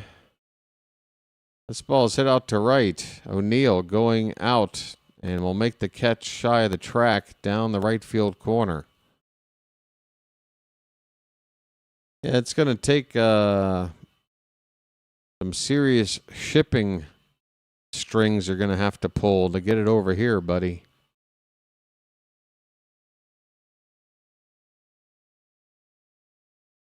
Oh, you haven't seen enough Steve Nicholson, because that would imply you're not going to be watching games on the channel here with me anymore.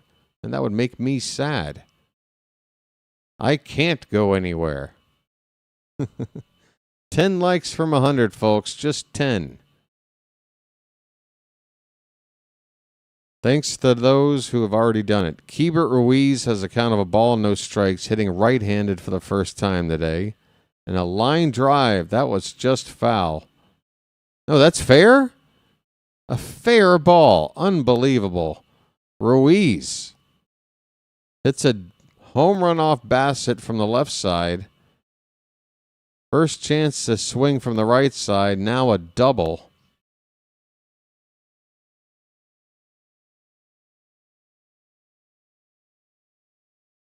And he's on at second with one out. Ruiz 2 for 3 with a homer, a double, and 3 RBI. Joey Weimer is going to pinch hit for Yorbeat Vivas in the DH spot. Weimer, a right-hander with some pretty significant splits. Really only in there to face left-handed pitching as a starter or maybe late in the game as a pinch hitter like he is here against Inns. 1-0 changeup is a strike, 1-1. Joey Oscar Meyer Weimer. 4-0 Nationals. We're in the bottom of the sixth. The 1-1 pitch. Swing and a miss. Big hack there.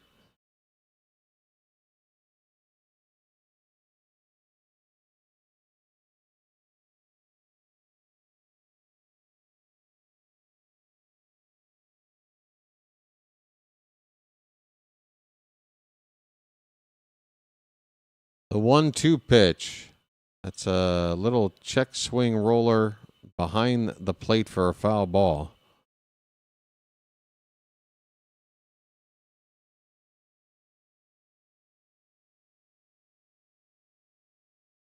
I agree. April O'Neil is a total waste for the Teenage Mutant Ninja Turtle cinematic universe, comic book universe.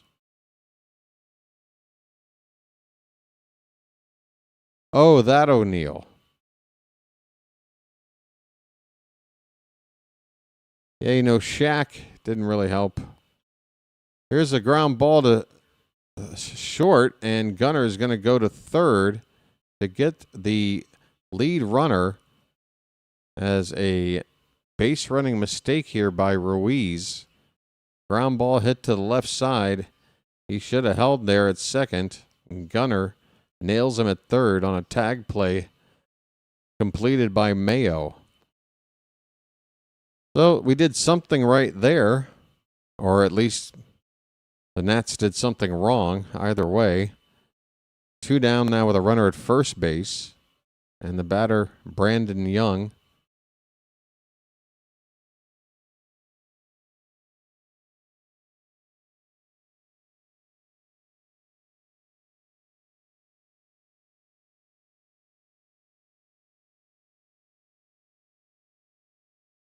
Two down, runner at first. The pitch inside, 1-0.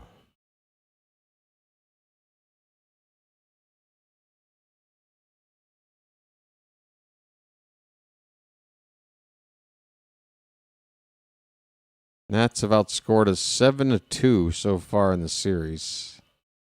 Up and away, 2-0.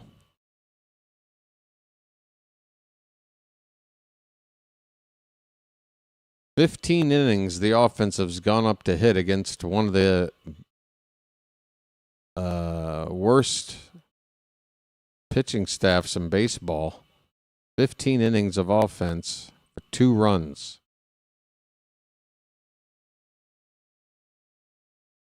3-0 now on Young. You walk him, you bring up James Wood. There's a strike, 3-1.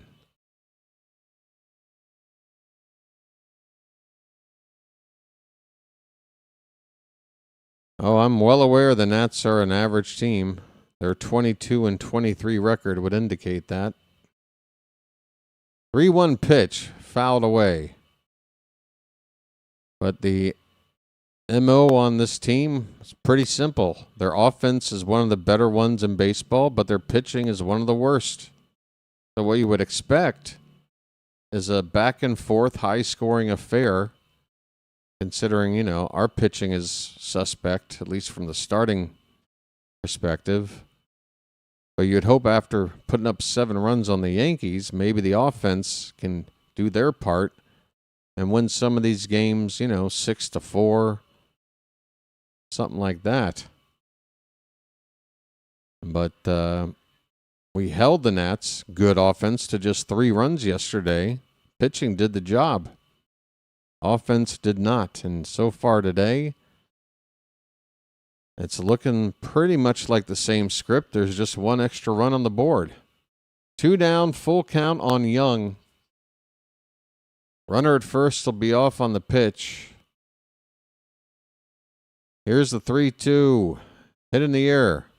Right center field. Pretty deep. Tavares makes the catch on the warning track. And the inning is over. So it's a scoreless inning from ends. We go to the 7th. 9 outs to play with, down by 4. 4-0 Nats.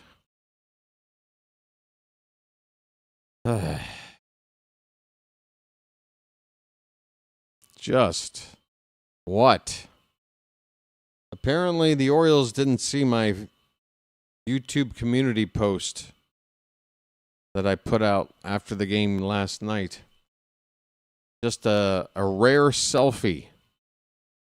I know I post photos sometimes, screenshots of me reacting like a goofball on a big home run or big strikeout to end the game kind of a thing. You know, just something to post for the community. Special moments and big wins. But it's pretty rare, I think, to just take a selfie of the way I was feeling and just throw it up there on the post. And it's just me looking like I'm ready. I'm ready for blood. Come on. Play better. Just play better.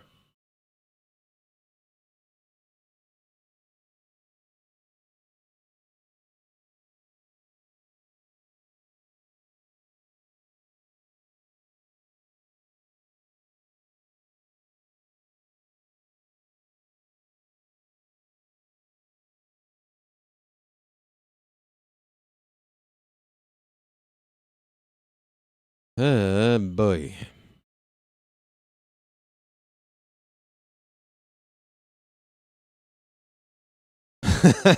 George. That's the comment of the week right there. Yeah, the launch angle of a fan getting up out of his chair and walking away. There's your launch angle. Hey, there's launch. Basayo gets into one. That ball's in the bullpen. Sammy Basayo. Bye-bye birdie. A line drive missile into the bullpen and right, and the Orioles are on the board. I just wish there was a guy or 2 on base. But we're on the board. Is this another script where we score late? And when can we score enough? Sammy absolutely crushed this. Move him up. Move Gunnar down.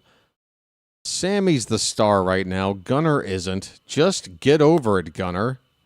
Maybe a little bit of humbling will help you. Here's Tyler O'Neill.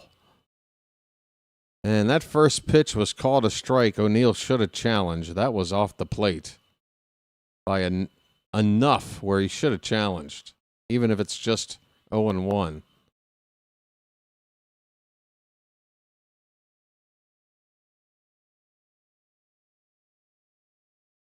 Fouled away, and just like that, it's 0-2. Whoa! Oh, my microphone's popping out. We got Final Destination shit happen over here. 0-2 on O'Neill. That's high. 1 ball, 2 strikes. Well, thank you, George. Despite my disposition today, I do enjoy doing this. Right-hander up in the Nats pen. I didn't get a name. That ball's hit hard by O'Neill to left. That ball's backing up, and that's a line drive home run. Back-to-back bye-bye birdies. Popeye. Folks, I don't want to sound repetitive, but again, this was just a laser to left. Both these home runs couldn't have been in the air more than 2 to 3 seconds. Just absolutely scorched out of here by O'Neill. It is 4-2, folks. Should we start to get excited? It's magic, you know. I forgot about these clips. 1-0 to Tavares. Hit on the ground, and the second baseman, it's off his glove, and it rolls into right field, and Tavares will reach. Just like that, the tying run is coming up. What is going on here, folks?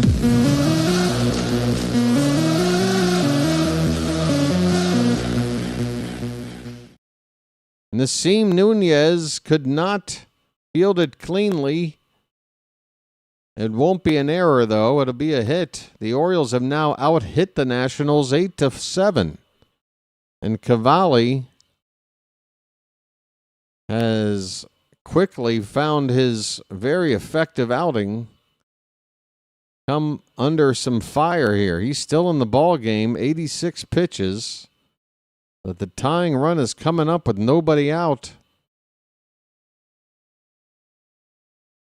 It is Kobe Mayo's turn next. A lefty is up in the Nats pen. I think it's P.J. Poulin. They want to use him for gunner when the lineup flips over. Cavalli with a breaking ball for a strike to Mayo. Kobe, get it all on there, buddy. Just get it all on there. Just spread it out. Open up the... God damn you guys. Open up the sandwich, Kobe. Come on. Throw over to first. And Tavares is back. Tavares with a 2-hit game today now. The only Oriole lineup in the lineup to do it, but a lot of guys have hits. Ward has one, Alonso, Sammy, O'Neill, Mayo, and Jackson have all gotten a hit. There's a strike. The guys who have not are Gunner and Adley. 0-2 on Kobe Mayo. Cavalli about to throw his 89th pitch.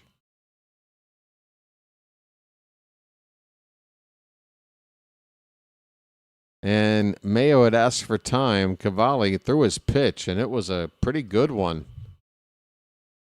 I mean, he didn't just lob it over after he might have caught that there was a timeout. He just threw his best pitch, and luckily we got that timeout. I don't know what Mayo would have done with that pitch up and away on the corner of the plate. It's 0-2 on Mayo. Here's the pitch.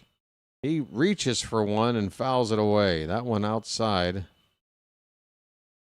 Still 0-2. Folks, how about a bugle?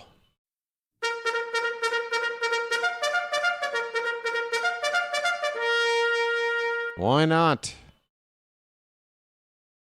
4-2 Nationals. We're in the top of the 7th. The Orioles have gotten 2 runs, and there's still nobody out. The pitch. Fouled away. We'll do it again.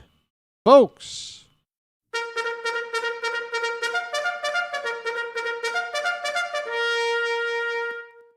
Open up the sandwich.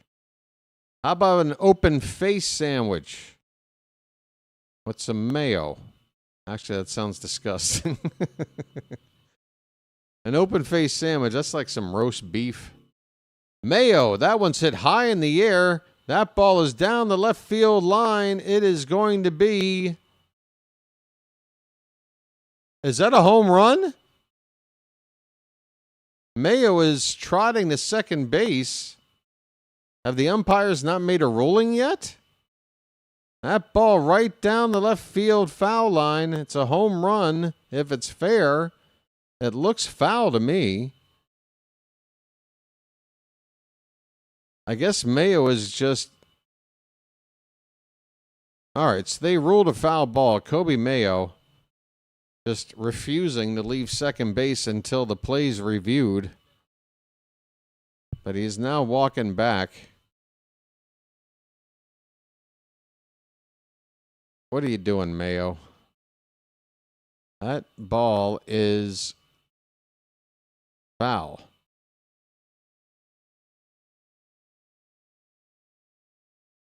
Mayo just missed it.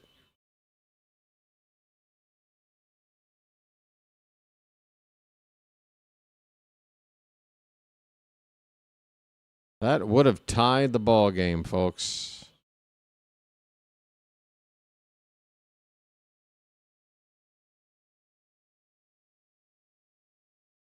Calls confirmed as a foul ball. That would have been the third home run in the inning off of Cavalli. And Mayo missed it by a foot or two.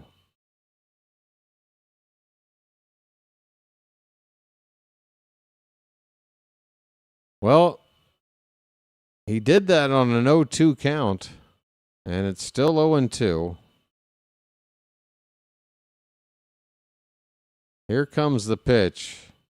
Lays off one outside. 1 ball, 2 strikes. Come on, Mayo. You were so close.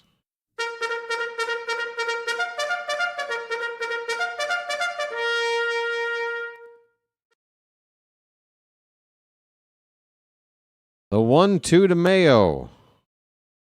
Lays off again, low and away. Come on.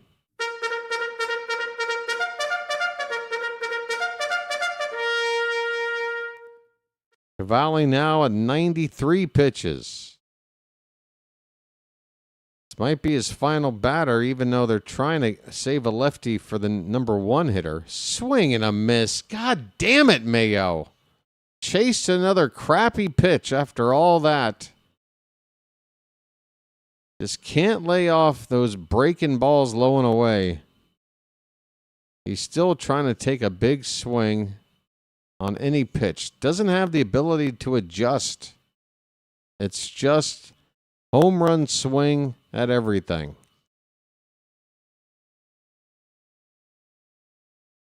And that's going to do it for Cavalli. So even though the right-handed Jeremiah is due up, it looks like they're going to go to the lefty Poulin now with Gunnar on deck. Unless we hit into a double play, Gunnar would come up to hit in the inning. And that's it for Cavalli. It's a pitching change for the Nationals, folks. It's 4-2 Washington. We're in the top of the 7th. The Orioles have a runner at first. And the tying run, Jeremiah Jackson due up. Poulin, a lefty, coming in. Folks, I wish I had a snack. 5 likes away from 100. And I haven't talked about it yet much today. We need some subscribers, folks. We did pretty well yesterday with the odometer. It rolled over. Not only did it hit 4,600, it went to 4,610. We're on the road to 5,000 subscribers, trying to get there by the All-Star break, no later than. How about you folks out there who are not subscribed? Why don't you consider doing it? If it's your first time here, second time here, maybe you're a little bit hesitant. Let me put your fears to rest, okay? It's going to be fine. You look a little bit below the screen there at a button that says subscribe. And you join the channel. It's free. You can join the Charm City chat and chat it up with us if you'd like. No obligation there. But the number one thing is you're joining a community and helping it grow. And the more people that subscribe, the more YouTube takes those analytics, dump it into their algorithm. And the next thing you know, the channel gets a little more exposure to some more new people out there. That's how you grow. So think about it, folks. Subscribe today.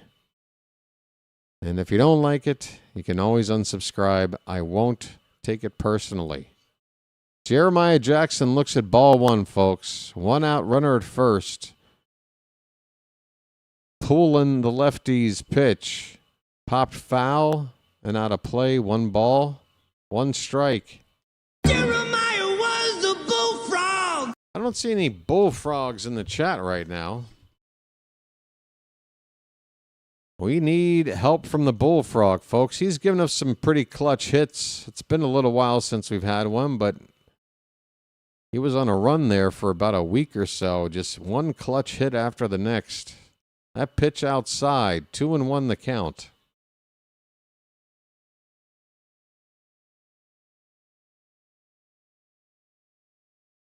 It's Taveras over at first base. One out, and the pitch to Jeremiah hit in the air. Left center field. That one's pretty deep. That one's to the wall, and it's a leaping grab against the wall by Young. Unbelievable. Defense played by the Nationals in this game might be the best defense I've seen by any team this year. It's been one dazzling play after the next, and it's heartbreaking to watch as an Oriole fan.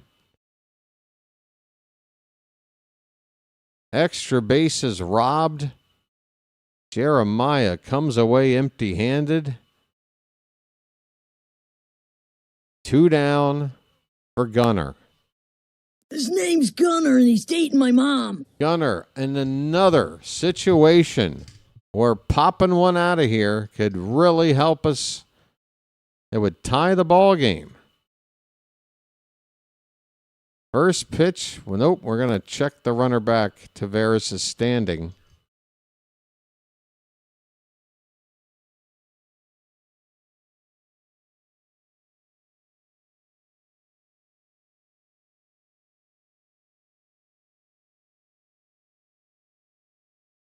Here comes the first pitch from Poulin to Gunnar.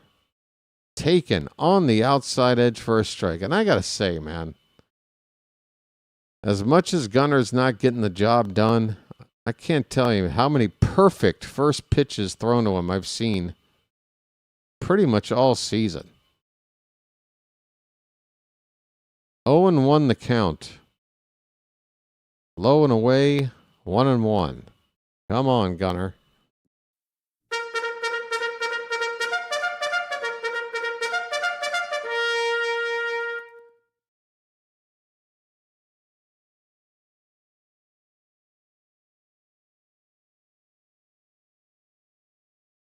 The 1-1.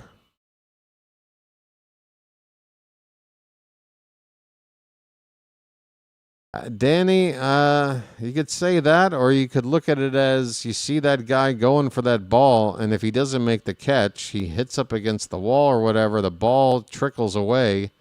You're scoring from first on that. If you're running. Or at least, you know, have gotten yourself up towards second, you're going to be able to score on that. Because it wasn't going to be either just a simple catch or a definite non-catch. It was either he was going to make a spectacular play or would drop in there for extra bases, and then he scores from first. So I can't really blame Taveras for that.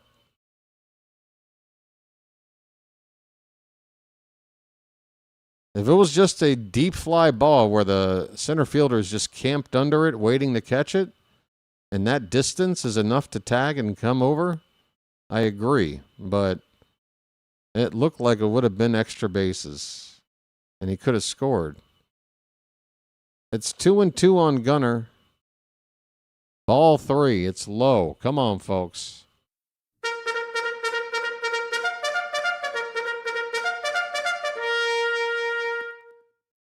The runner at first will be off on the pitch.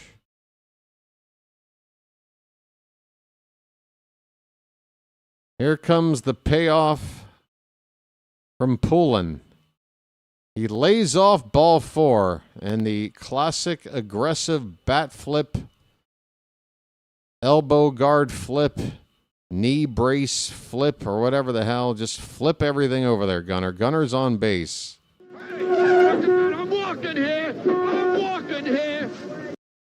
A rhino raid. Again, I don't see a redirect going on right now, but I see a couple of people saying rhino raid. Folks, if that's happening, welcome in. That Phillies game is over. There's a mound meeting right now for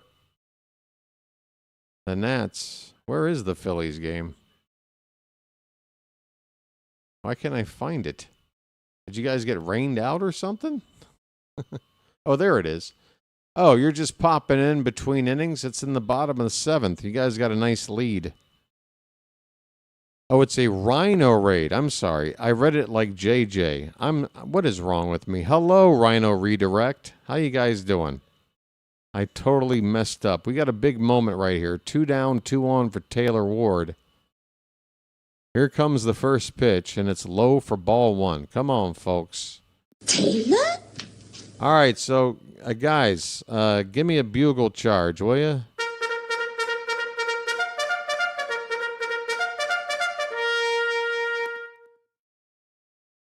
First and second, 2 down the pitch. That's low, 2-0. So, yeah, for you Rhino people, first of all, thanks, Rhino, for the redirect. And, yeah, folks, please hit that like button. We're trying to get over, 150 or something? Oh, we're still trying to get to 100 likes. Folks, we got twice as many people here as likes. Please tap that thumbs up. Ward takes a changeup for a called strike right on the corner. It's 2-1.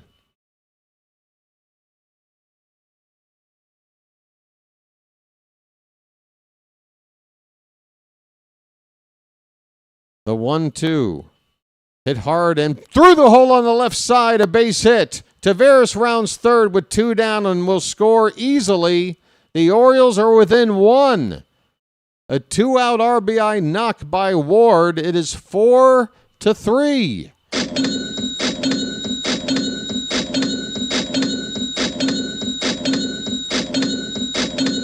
Folks. It's magic, you know. It's magic. On a magic carpet ride. On a magic carpet ride. You believe in magic.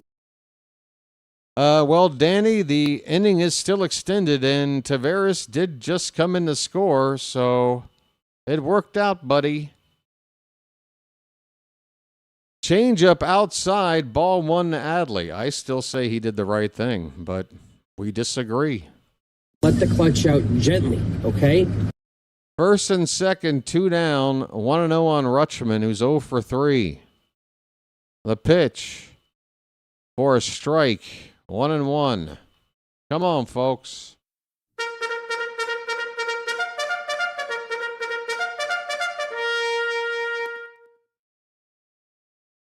Adley with a big chance last night with the bases loaded, 2 down, could not deliver. Can he help out here? Fouled away, a sinker. It's 1-2.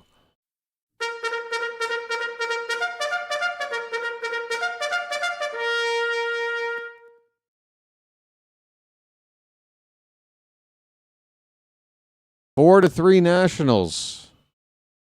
Washington took a 4-0 lead. The Orioles waited till this inning to respond. 3 runs are in. 2 more on base. 2 down. The 1-2 to Adley. Swung on. That's hit on a line right to short. A relatively soft liner right to Abrams, and that will end the inning. But the Orioles have gotten back into the ball game. There are still a couple of more trips to the plate to make for us. We've out-hit them now 9-7. A 3-run seventh inning has made it Nationals 4, Orioles 3. Folks, it is seventh inning stretch time. We may not be in Baltimore, but we're so close you can still smell the Old Bay down here in downtown D.C. So what do you say we throw some cakes on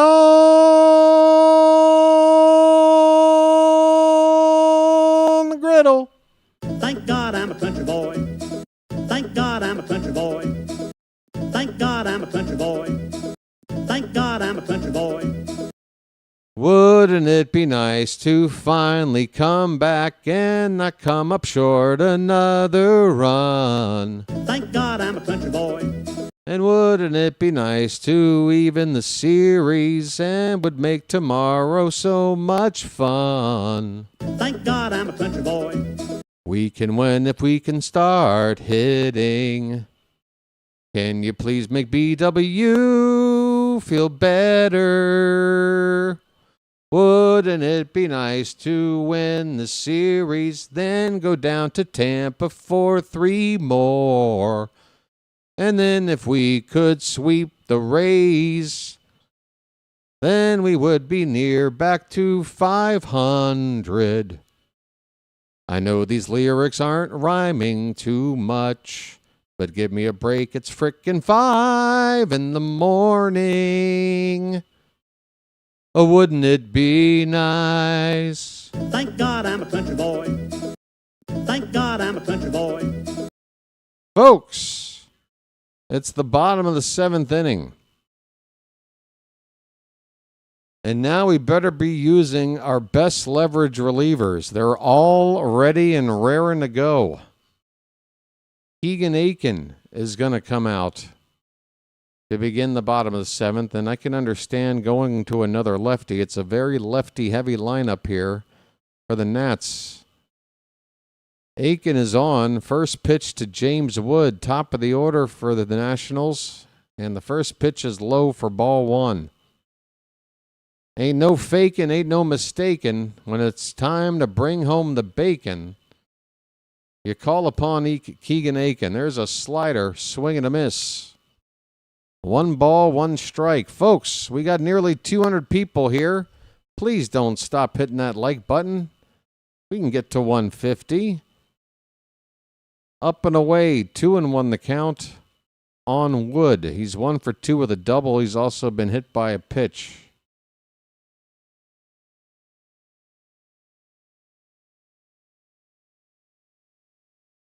That one's low, and Aiken falls behind 3-1. He's in here to get lefties out, not walk them. A pitch, and he walks them. That one's not even close. A 5-pitch walk to begin the bottom of the 7th. Wood is on. And it looks like a pinch hitter coming on here for the Nationals. It's going to be Curtis Mead, the right-handed bat, replacing the left-handed hitter Luis Garcia Jr. So there is a counter move to get a righty out there. First pitch to Mead, pops straight up. It looks playable. Basayo wants it. Rutschman is catching. He's got it. Pop out. Foul ground to the catcher on 1 pitch by the pinch hitter Mead. 1 away. And another pinch hitter. Right-handed hitting Brady House will come in to replace Jose Tena. And that is 3 pinch hits. And the only hitter left on the National bench right now is their backup catcher, Millis. 1 on, runner at first, 1 out. And the pitch That's a line drive. Fair ball down the left field line. Ward's going to have to hurry. He's not going to get it in time. Here comes the runner around third. There won't be a play. It's an RBI double right down the line by Brady House. And the Nationals get one back. It's 5-3.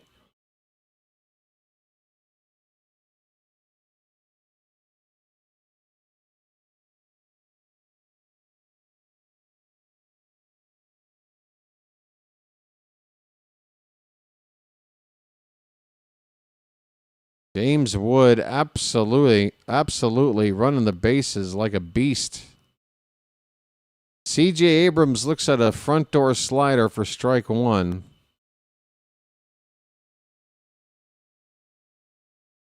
Well, you needed a lefty, Chilo.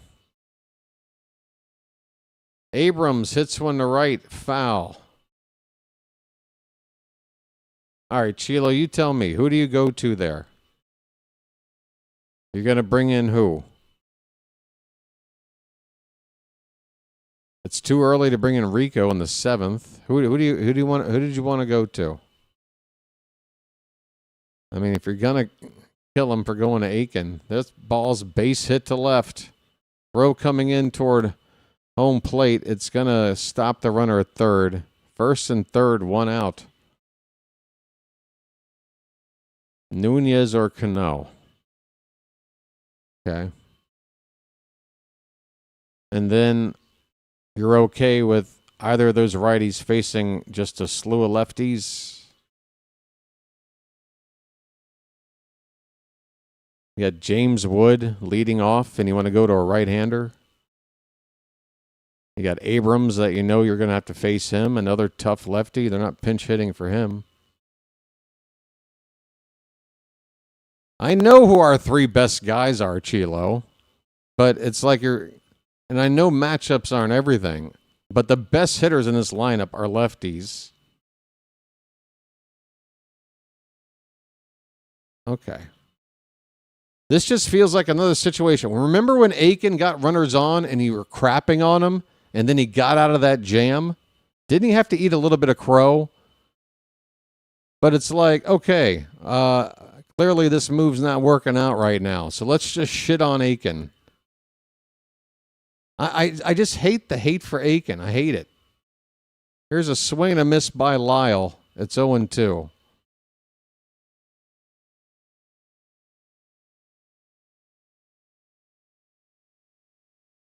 I mean, it'd be nice to have Wolfram in the mix, but he's not right now.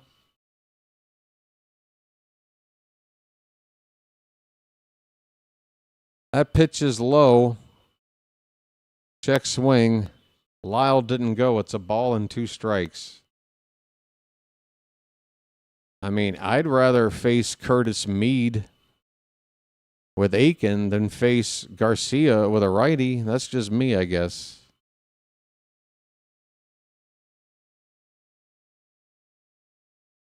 Definitely don't want to face James Wood with a righty. Definitely don't want to face Abrams with a righty. Again, if it was one inning later, I'm probably going to one of the other guys. Because I think Cano... a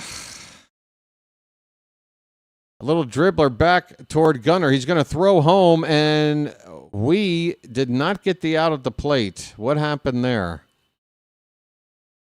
The runner got a hand in. It was close play at home plate. Aiken is trash, to be fair. Okay. This is going to be challenged. I thought it was close. The Orioles are going to challenge. But it does look like I see a hand slap that plate before the glove hits the butt of the base runner. Brady House.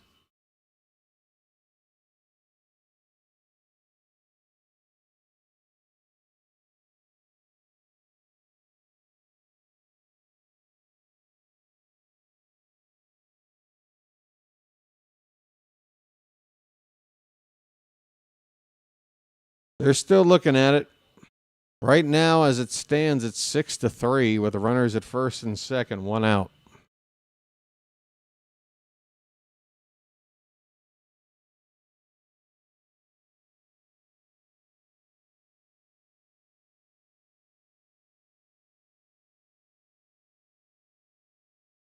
How many seasons has Aiken been on this bullpen? When you say he is trash, are you saying that based on what, the 8 appearances he's made this season? Or just in his entire Oriole career? Because again, I'm going to disagree. I don't think he's been trash for this team.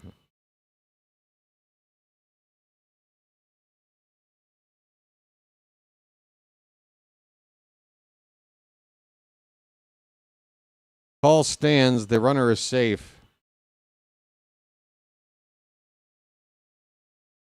Very, very poor. Okay.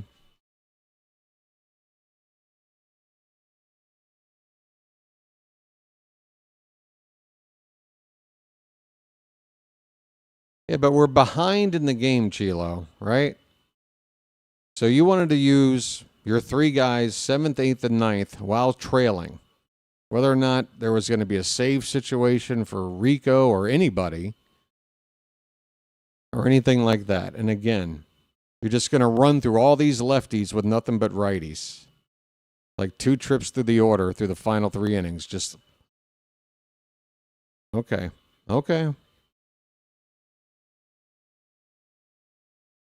Nunez pitches inside. It's 2-0.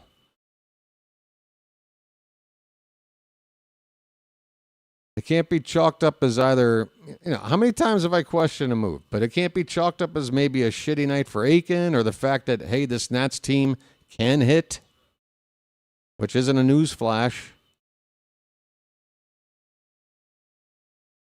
It's 3-0 on Nunez.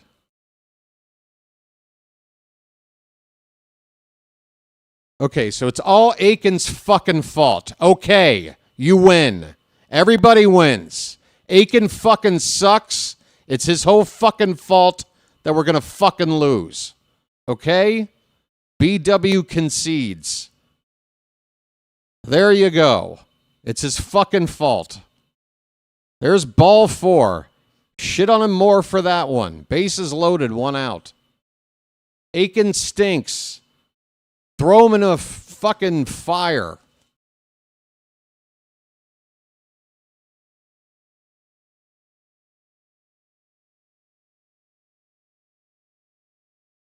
Again, apparently short-term memory, because the last time he shit on him, it was when he got runners on base and he got out of the jam. And where was any sort of response to that?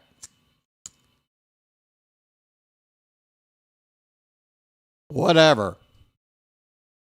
I'll do whatever the fuck I want, but thanks.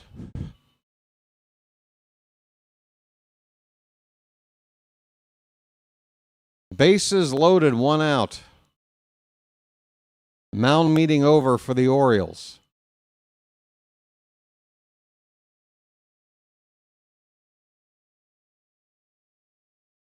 Here's Keibert Ruiz. Going to bat right-handed against the lefty Aiken. Already a homer and a double today. Fouls off the first pitch.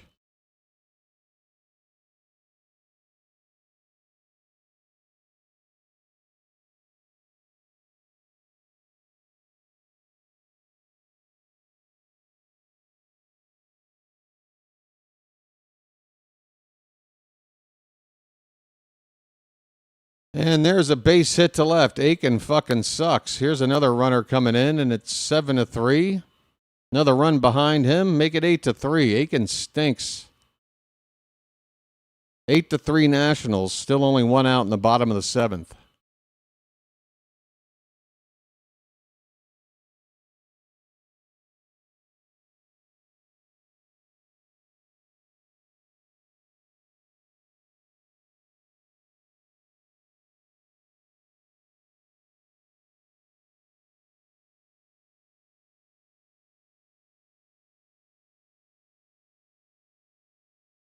Pitching change for the Orioles.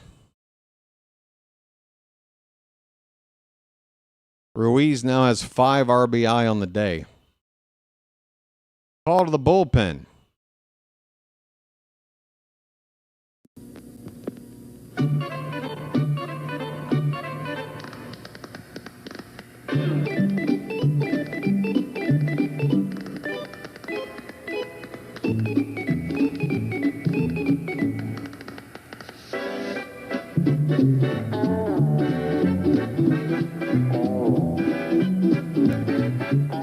He met a strange friend in the Chesapeake Bay when Mondi the monster.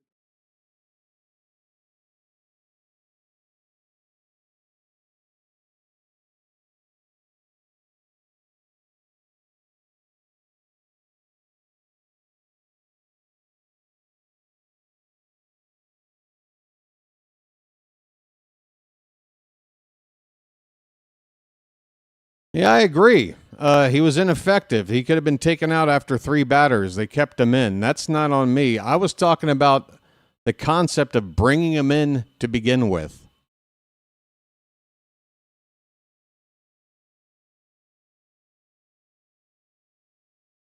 I don't think it was the wrong choice. I'll stand by it. You can't sit there and go, oh, Aiken's going to shit the bed today. I'm confident in it. I had no problem with him going to Aiken in that spot. And everybody says he sucks, shouldn't be on the team, get rid of him, fine, whatever. Maybe he'll be cut tomorrow and everybody can celebrate. Here's Andrew Kittredge. 9th appearance of the season. His ERA's over 10. Should we cut him? Let's cut him. His ERA's over 10. What's he doing out here?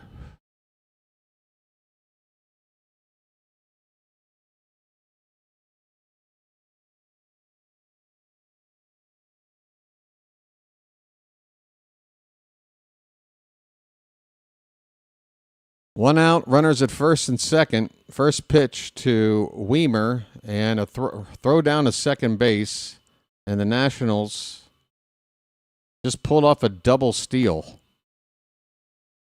Whose fault is that? Aiken's?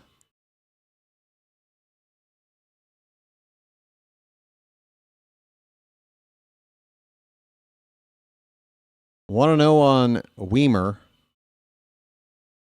Infield in for the Orioles.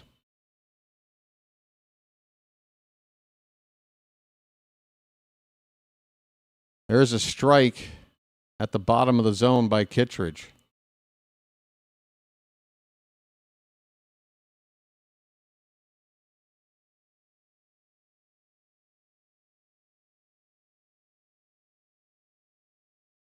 Check swing foul. 1 ball, 2 strikes.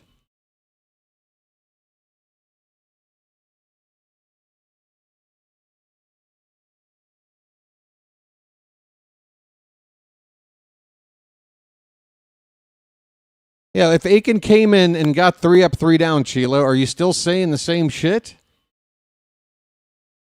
Again, do you remember the last time he pitched? What was your reaction after he got out of the jam and then didn't give up anything? After you shit on him for like 10 minutes because a couple of guys got on. He got out of it. What did you do about it? Just waiting for him to screw up the next time so you can shit on him again, I guess. Well, again, celebrate. It just happened. Fantastic. 1 and 2. Here's a ground ball to third. Barehanded by Mayo. Play at the plate, and they got him. I don't believe it. That was a hell of a play. Well, they get him or not? Why did he just high-five that guy? Mayo made an unbelievable play for out number 2. Barehanded it, charged, and threw a bullet low, the only way to get the tag. And the Orioles nail the runner at home. That was a pretty damn good play.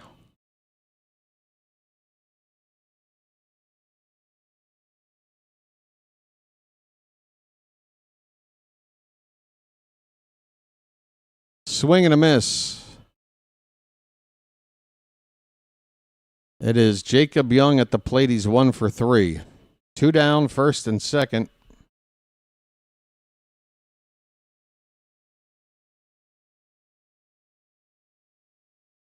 Tapped foul. I agree he was left in too long. I don't agree with going to him was just the stupidest decision ever.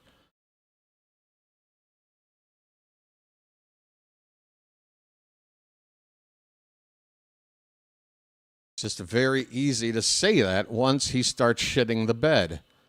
If he gets the guys out, nobody's saying anything. That is going to be strike 3, I think. No, we're going to get a challenge, and it's a ball. The Orioles were walking off the field. The Nats challenge strike 3. It's a ball, and the inning will continue with a 1-2 count.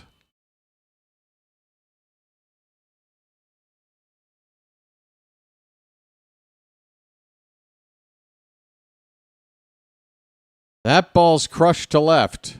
That ball is gone. 11-3 Nationals.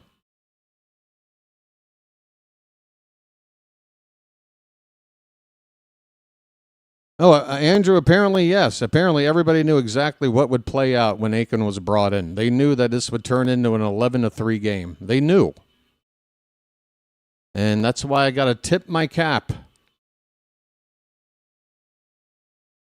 for all of the fortune tellers out there. 11-3 Nationals.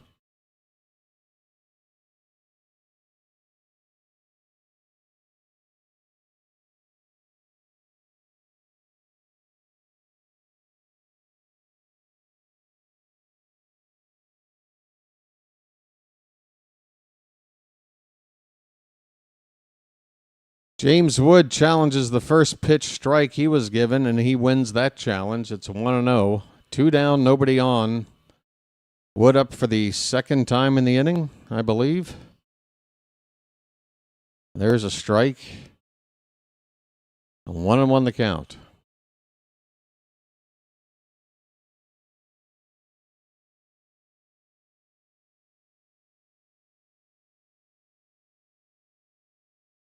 Popped up, should end the inning.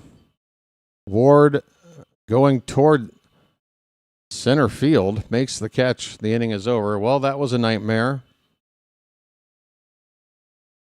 As bad as yesterday's game was, that last half hour was probably the most frustrating shit I've ever been through. We will go to the 8th inning. It's 11-3 Nationals.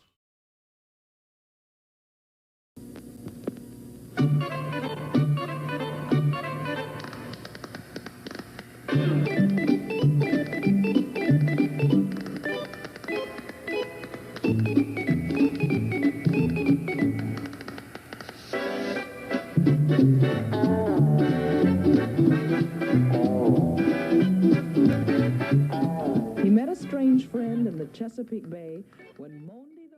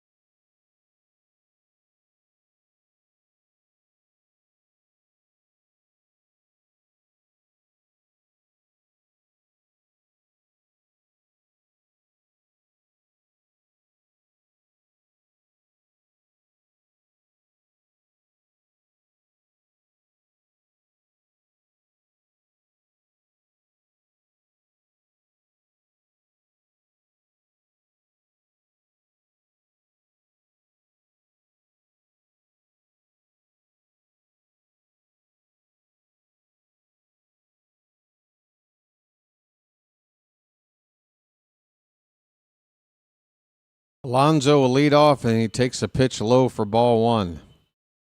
New pitcher on for the Nationals, Orlando Rebalta. 7 appearances, a 2.57 ERA.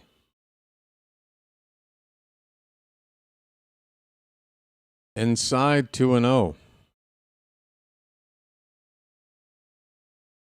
Rebalta throws a fastball, slider, sinker mix, rare changeup.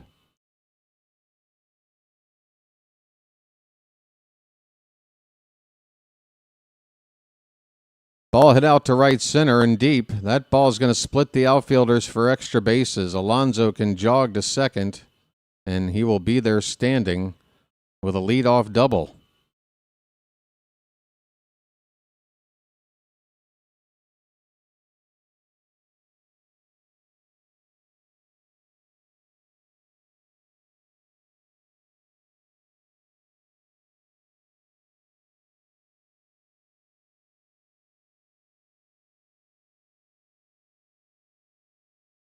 Sammy Basillo's up. He crushes one foul off to the right. Home run for Sammy. Last time up, average now at 280 with 6 homers and 17 driven in. 839 on the OPS.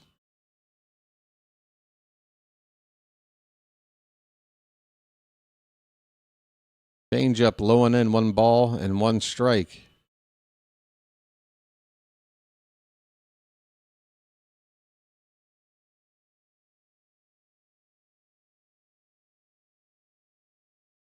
Popped up. Sammy's unhappy with himself. Abrams going out, but will... Whoa, look out. Somehow the left fielder, Dalen Lyle, avoids contact with the center fielder, Young, and makes the catch. That nearly dropped in there. Oh, no, I'm sorry. Young. Young caught that ball. That's how close they were.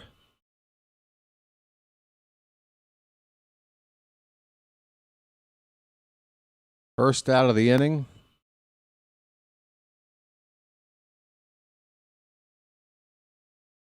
Tyler O'Neill's up.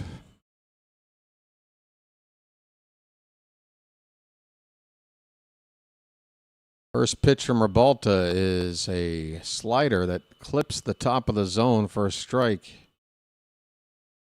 O'Neill hit that second home run right after Sammy, back to back.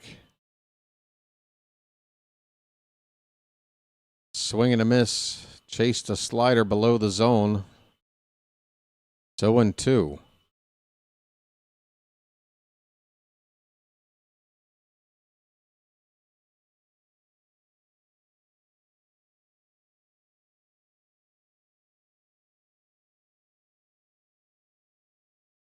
Over the plate below, 1 ball, 2 strikes.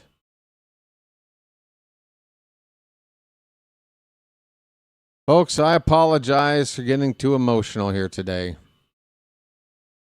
Clearly, I'm frustrated.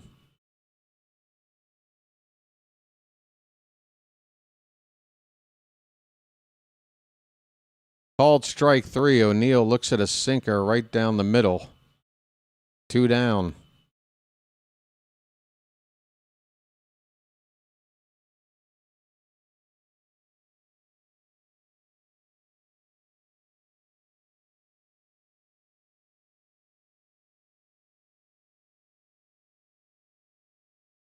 Eventually, this like 7 or 8 teams floating around the wild card spot, despite being 2, 3, 4 games under 500, we can't afford to be slipping. It's just, you see a series like the one against the Yankees, the way that wrapped up, and the you get a day off, and this is what we get. Just really frustrating. Here's a ground ball foul off to the right. And I guess, I don't know, it just kind of feels like one person has been chosen to be the fall guy. I mean, honestly, I could say Gunnar Henderson has been as shitty as Keegan Aiken for the entire frickin' season. But Aiken was hurt for like the first month. He wasn't even a part of it.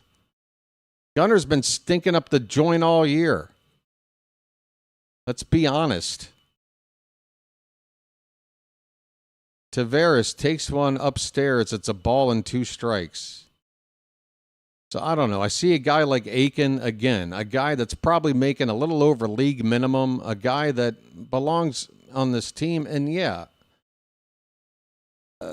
it's a later part of the game, but we're still trailing. We're facing lefties up and down the lineup. Tavares is going to challenge this called strike 3, and he's going to lose it. The Orioles give up a challenge, and Tavares strikes out.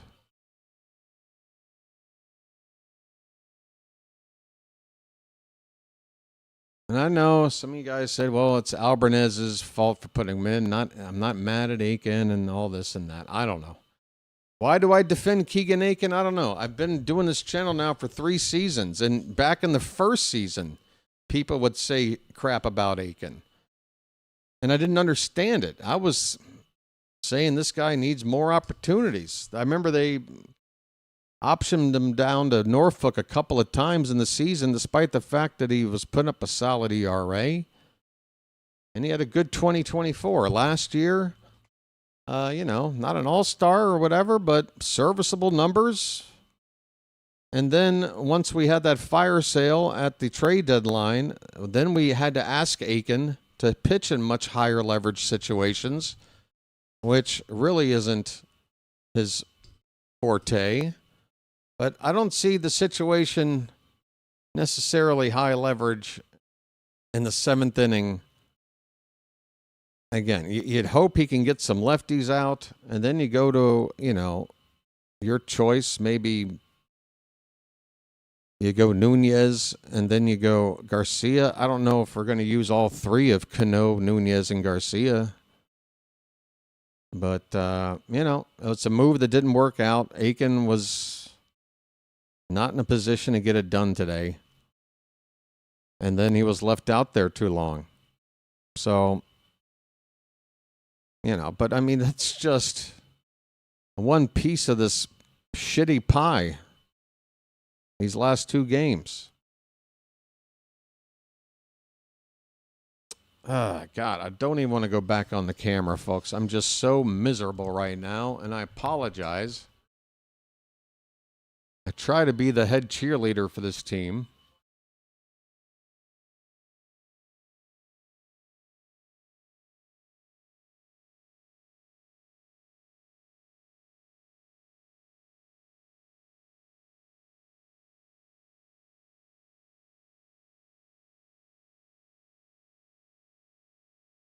And we are about to begin the bottom of the 8th. Is that right? It is another lefty on. It's Josh Walker. But instead of facing a lefty, the first batter will be the pinch hitter that stayed in, right-handed Curtis Mead leading off. First pitch is ball 1. And then you got the other pinch hitter, Brady House, that's left in, another righty up next.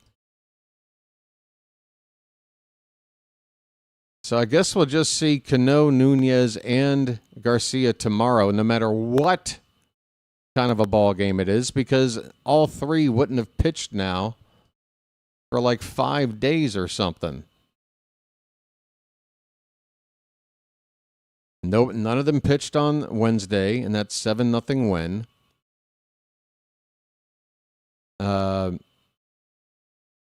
We had the off day Thursday. We didn't see any of them on Friday, and we're not seeing them today.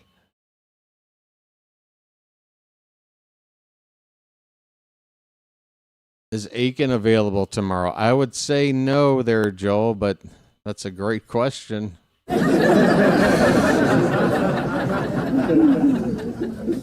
Now, 22-pitch day, I would say probably not.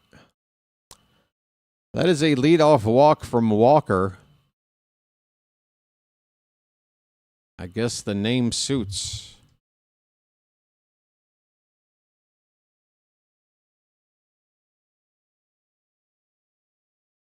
Rhino, we're not talking about your OnlyFans schedule, okay?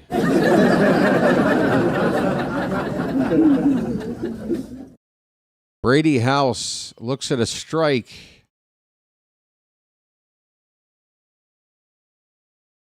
Eleven to 3 Nationals in the bottom of the 8th. They're taking their final cuts here. Runner at first, nobody out. 0-1 pitch, fouled off.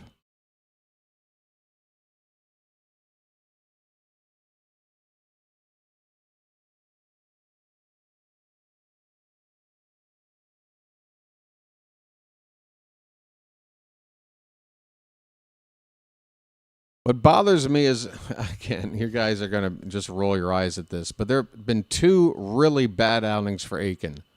2 really bad outings. And in both occasions, including the one today, I think it's safe to make the argument that it's really more on Albanez leaving him out there too long and just watching him add another 3 to 4 runs onto his appearance and watch that ERA absolutely balloon.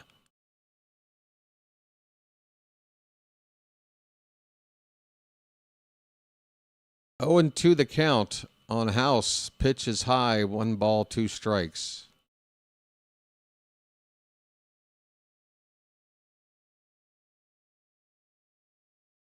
All right, I'm done worried about your parlay, buddy. I fouled away. Okay, good luck, but it's not the first mention of it today, right? Or was that a different bet? I don't know. A ball and 2 strikes on House. 2-2 the count.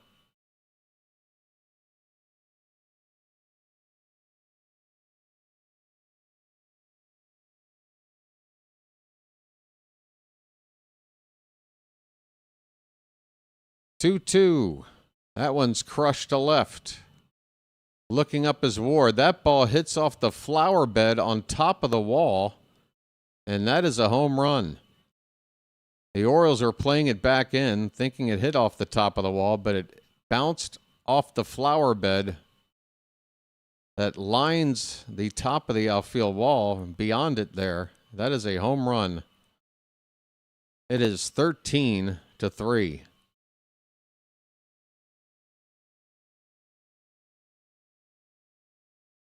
So we need to cut Jordan Walker. We need to cut Andrew Kittredge. We need to cut Keegan Aiken. Let's see. Who's next? Swing and a miss by Abrams.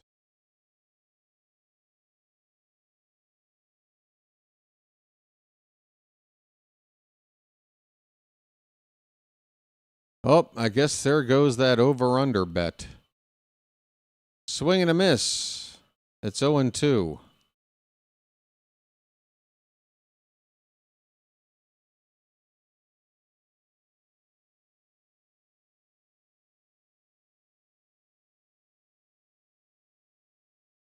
That one's low and away. A ball and 2 strikes on Abrams. He's got 3 hits today already.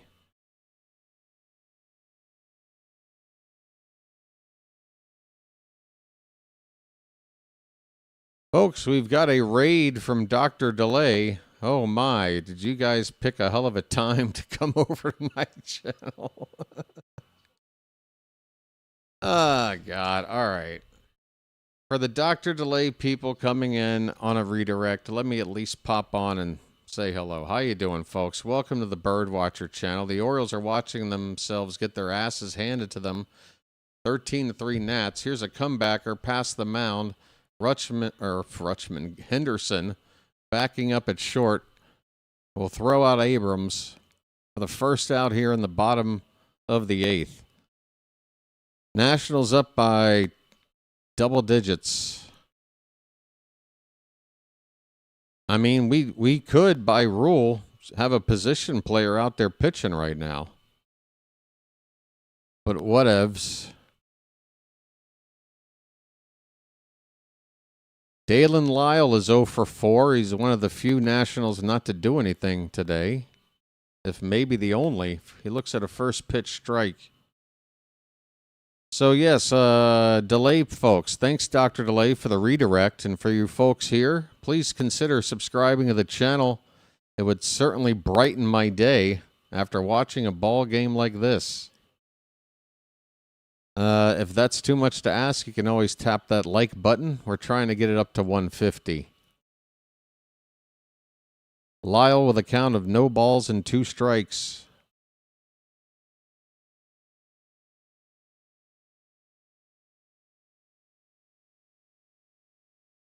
Upstairs, a 1 and 2.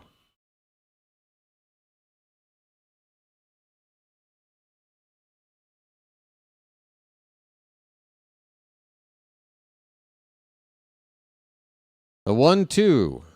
Hit on the ground hard and through, a base hit to right. Lyle does get a hit.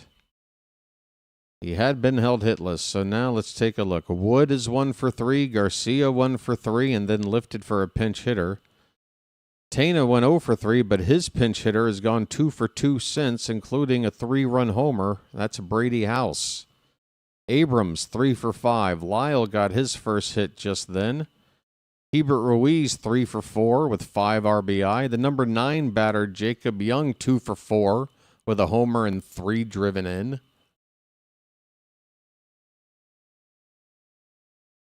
Just absolutely clobbered here today. Give that fan a contract on a foul ball by Nasim Nunez. It's 0-1, 1 out, runner at first.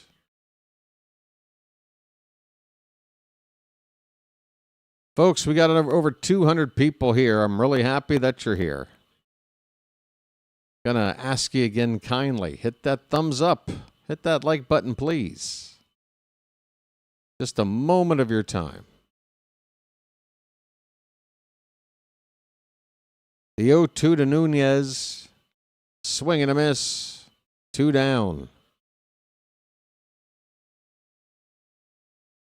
Hey, folks, if you want to feel better after a game like this today, I'd advise you to watch the same video I was watching just maybe 10 hours ago.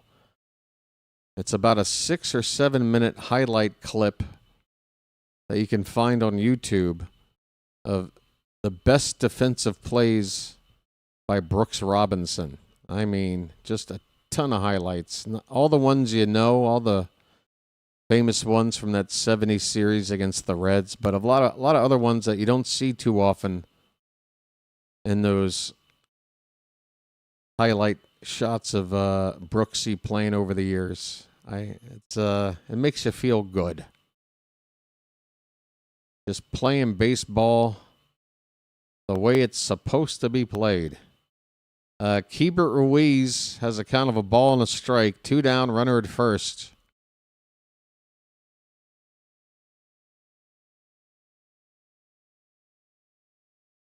Outside, 2-1.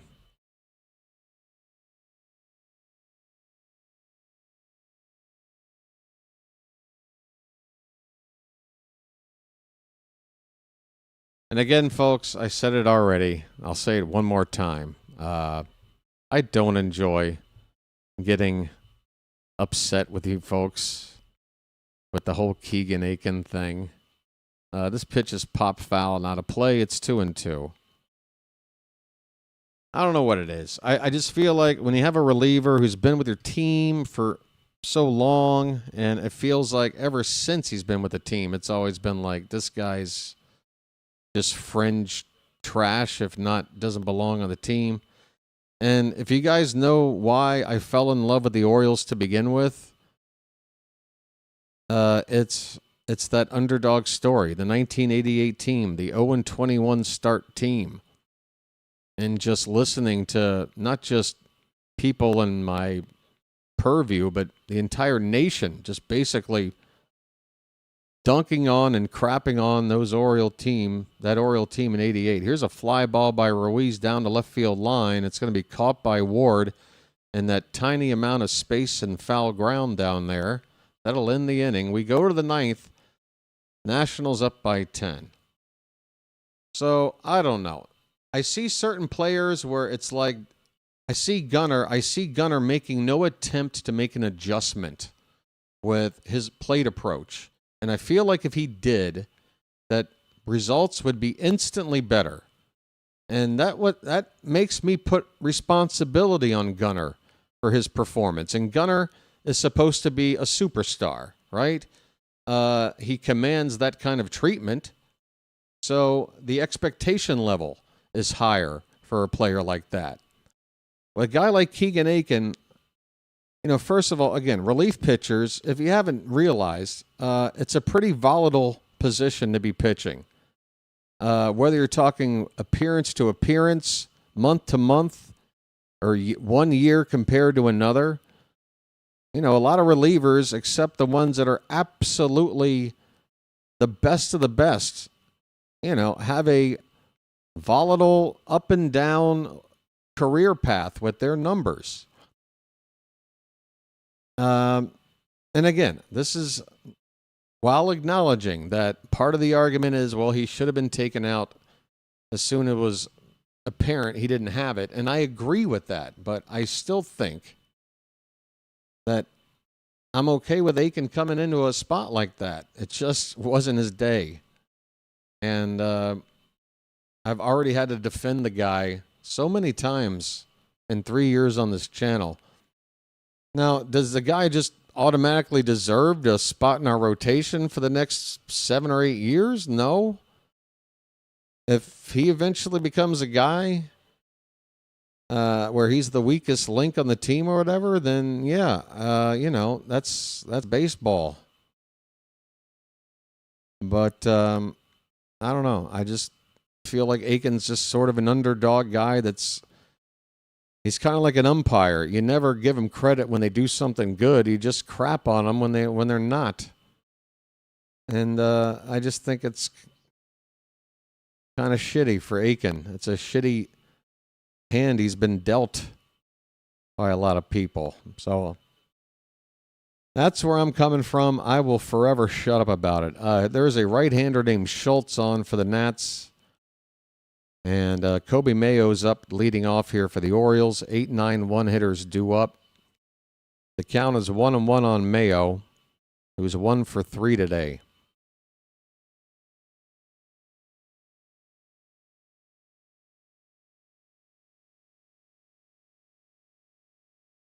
So yeah, when a guy doesn't want to make the adjustment, or a guy isn't showing hustle, or a guy, is a clubhouse cancer with his attitude, and none of those things apply to Keegan Aiken. So I guess I'm just a little overprotective of a player like that.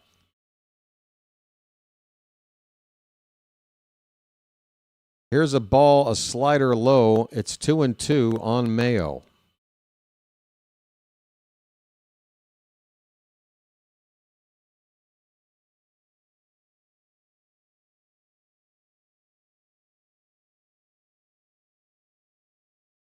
Folks, we got game 3 tomorrow. Oh, boy. How do I sell this one? Outside, it's a full count to Mayo. How the hell do I give a sales pitch for tomorrow's final game of the series? 3-2 pitch is hit hard but foul off to the left. Well, if you are interested in attempting to hang out with me again, first pitch will be 1:35 p.m. tomorrow.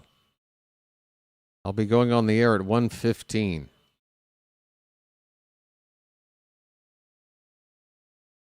Matchup for that is Brandon Young against Miles Mikolas. That's a called strike 3, and Mayo is going to tap his head. We have one challenge left. It's the 9th inning. Might as well. And Mayo wins the challenge. That is a ball outside by an inch. I'll make it 0.6 of an inch. That's ball 4 for Mayo, so he'll take first.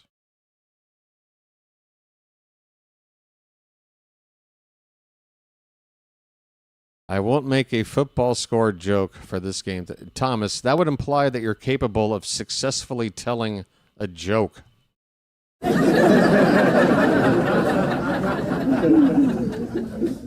Fitzy, not for nothing, but I can only imagine you doing 3 minutes at an open mic night. It could be horrific, buddy. Come on.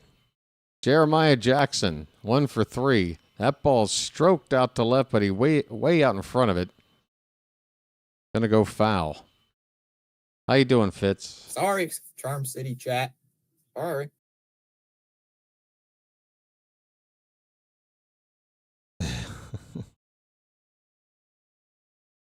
I know, Fitzy. We're getting our asses handed to us. What do you want? Tomatoes. That's old school. People will just be throwing their cell phones at you. That hurts more. Tomatoes, they break. They're soft. They're messier. 1-2, and Jackson looks at a perfectly spotted fastball knee-high on the outside corner for strike 3. Jeremiah's going to challenge, but he's going to lose. And back to the dugout he goes after the ABS check. The Orioles are down to 2 more outs. Down 10. Oh, yeah, if you can take the impact, you've got yourself like a bucket full of cell phones. Wear some protective gear when you go on stage. Is this, who's up?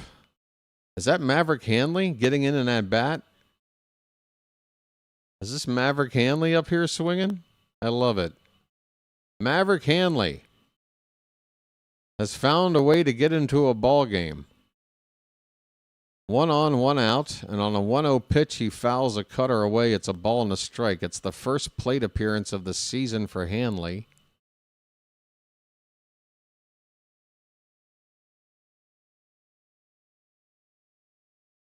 Hanley hitting for Gunnar. Somebody was asking if Gunnar could get pinch hit for. Well, careful what you wish for.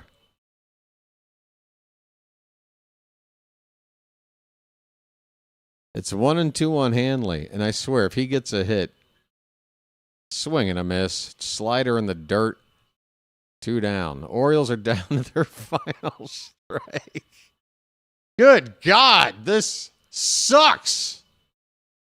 This weekend in D.C. has been absolutely abysmal. How do we follow up a 7-0 shutout of the Yanks and a series win and a day off with this? Taylor Ward, strike. Home run, home run. What's wrong there, Herbert? Are you butt dialing me? What happened?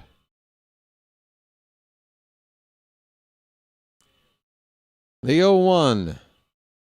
Hit in the air. Left center field. It'll be Lyle. He's got it. And this game is mercifully over. The Nationals out-hit the Orioles 13-10. That makes it seem relatively close. Final score, though, 13-3. And the Orioles drop to 6 games below 500 and have lost now 3 of their last 4 and 6 of their last 9.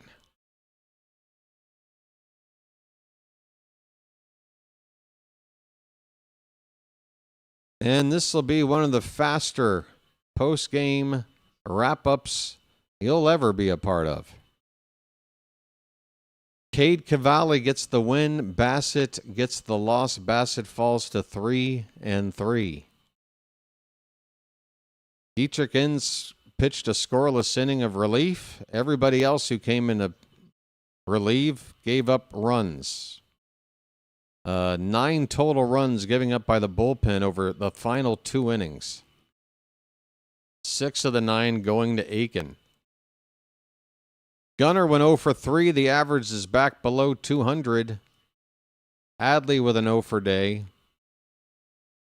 The only exciting part of the ball game is when the Orioles rallied for 3 runs to make it a 4-3 game in the top of the 7th, but immediately in the bottom half of the inning, the Nats put up a 7 spot, and that was that. The Orioles in that 3-run inning had back-to-back solo home runs from Sammy Basillo and Tyler O'Neill. There was a 2-hit game for Taveras, and Alonso also, and Ward, also had a 2-hit game. But the Orioles left more men on base than the Nats, 8-6, while being outscored by 10. Time of the game, 2 hours, 56 minutes. Attendance over 40,000 in D.C., 40,559. And the Blue Jays had won already today, which means the Orioles are now alone in 4th place, just a game above Boston. And yeah, trying to avoid a sweep tomorrow with Brandon Young on the mound. Things can only get better, right, folks? I would hope so. This was torture. I'm going to sign off now, but first, let me see if somebody else is streaming here. Folks, if you don't mind hitting that like button on the way out, I'd really appreciate it. I promise you. I swear, I kind of had a mindset when this game started of like, look, what happened last night really was tough to deal with, but I just want to see the team play better. You saw my post. If you saw it in my community post on the YouTube channel, I just had a face of me looking not happy. And 2 words, play better.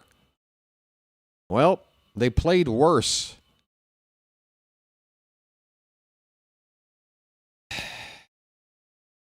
We'll see how they do tomorrow. Again, I went through the 1988 season. There is nothing this team can do to play so bad to make me give up on them. But man, they got your boy BW feeling pretty low in the morale department right now. Pretty low. Tomorrow is Mother's Day, is it not? Let's do it for Mom. Let's do it for the moms out there. Come on back tomorrow, folks. I promise. I mean, if I have to go, I don't know, buy a bit of liquor and get a little loose and a little happy drunk to call that game tomorrow, then maybe I'll do that. I don't know. I'll figure out a way to come in feeling relaxed and just want to enjoy some Sunday afternoon baseball and not stress. I just want a stressless game. Stress. I don't want any stress. Oh, Mother's Day was last week. Well, shit. And Memorial Day is another weekend away or so. Is there anything going on this week? Is there anything about tomorrow that I can try and help make me feel something good about this game we're playing? I don't know. Is there a sale at Shoppers Food Warehouse or something?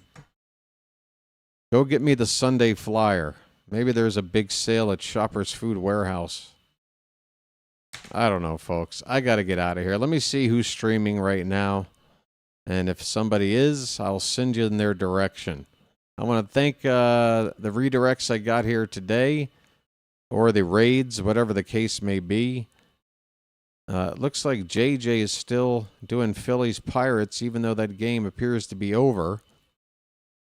The doc, meanwhile, is over. I can see why. The Phillies shut out the Pirates 6-0. So the Philly channel wants to talk about it. The Pirate channel does not. Understandable. Go in here and just give JJ a hello. He's wrapping up his post game. The atmosphere, the mood, the vibes over there on his channel right now, I guarantee you, will be better than the one I provided here for you today. Folks, this one is an L for BW. One of my shittiest calls. One of my shittiest hangouts. It's my fault. Blame me for this one. Blame me. I'm going to do my best to recover for tomorrow, which is basically late tonight for me.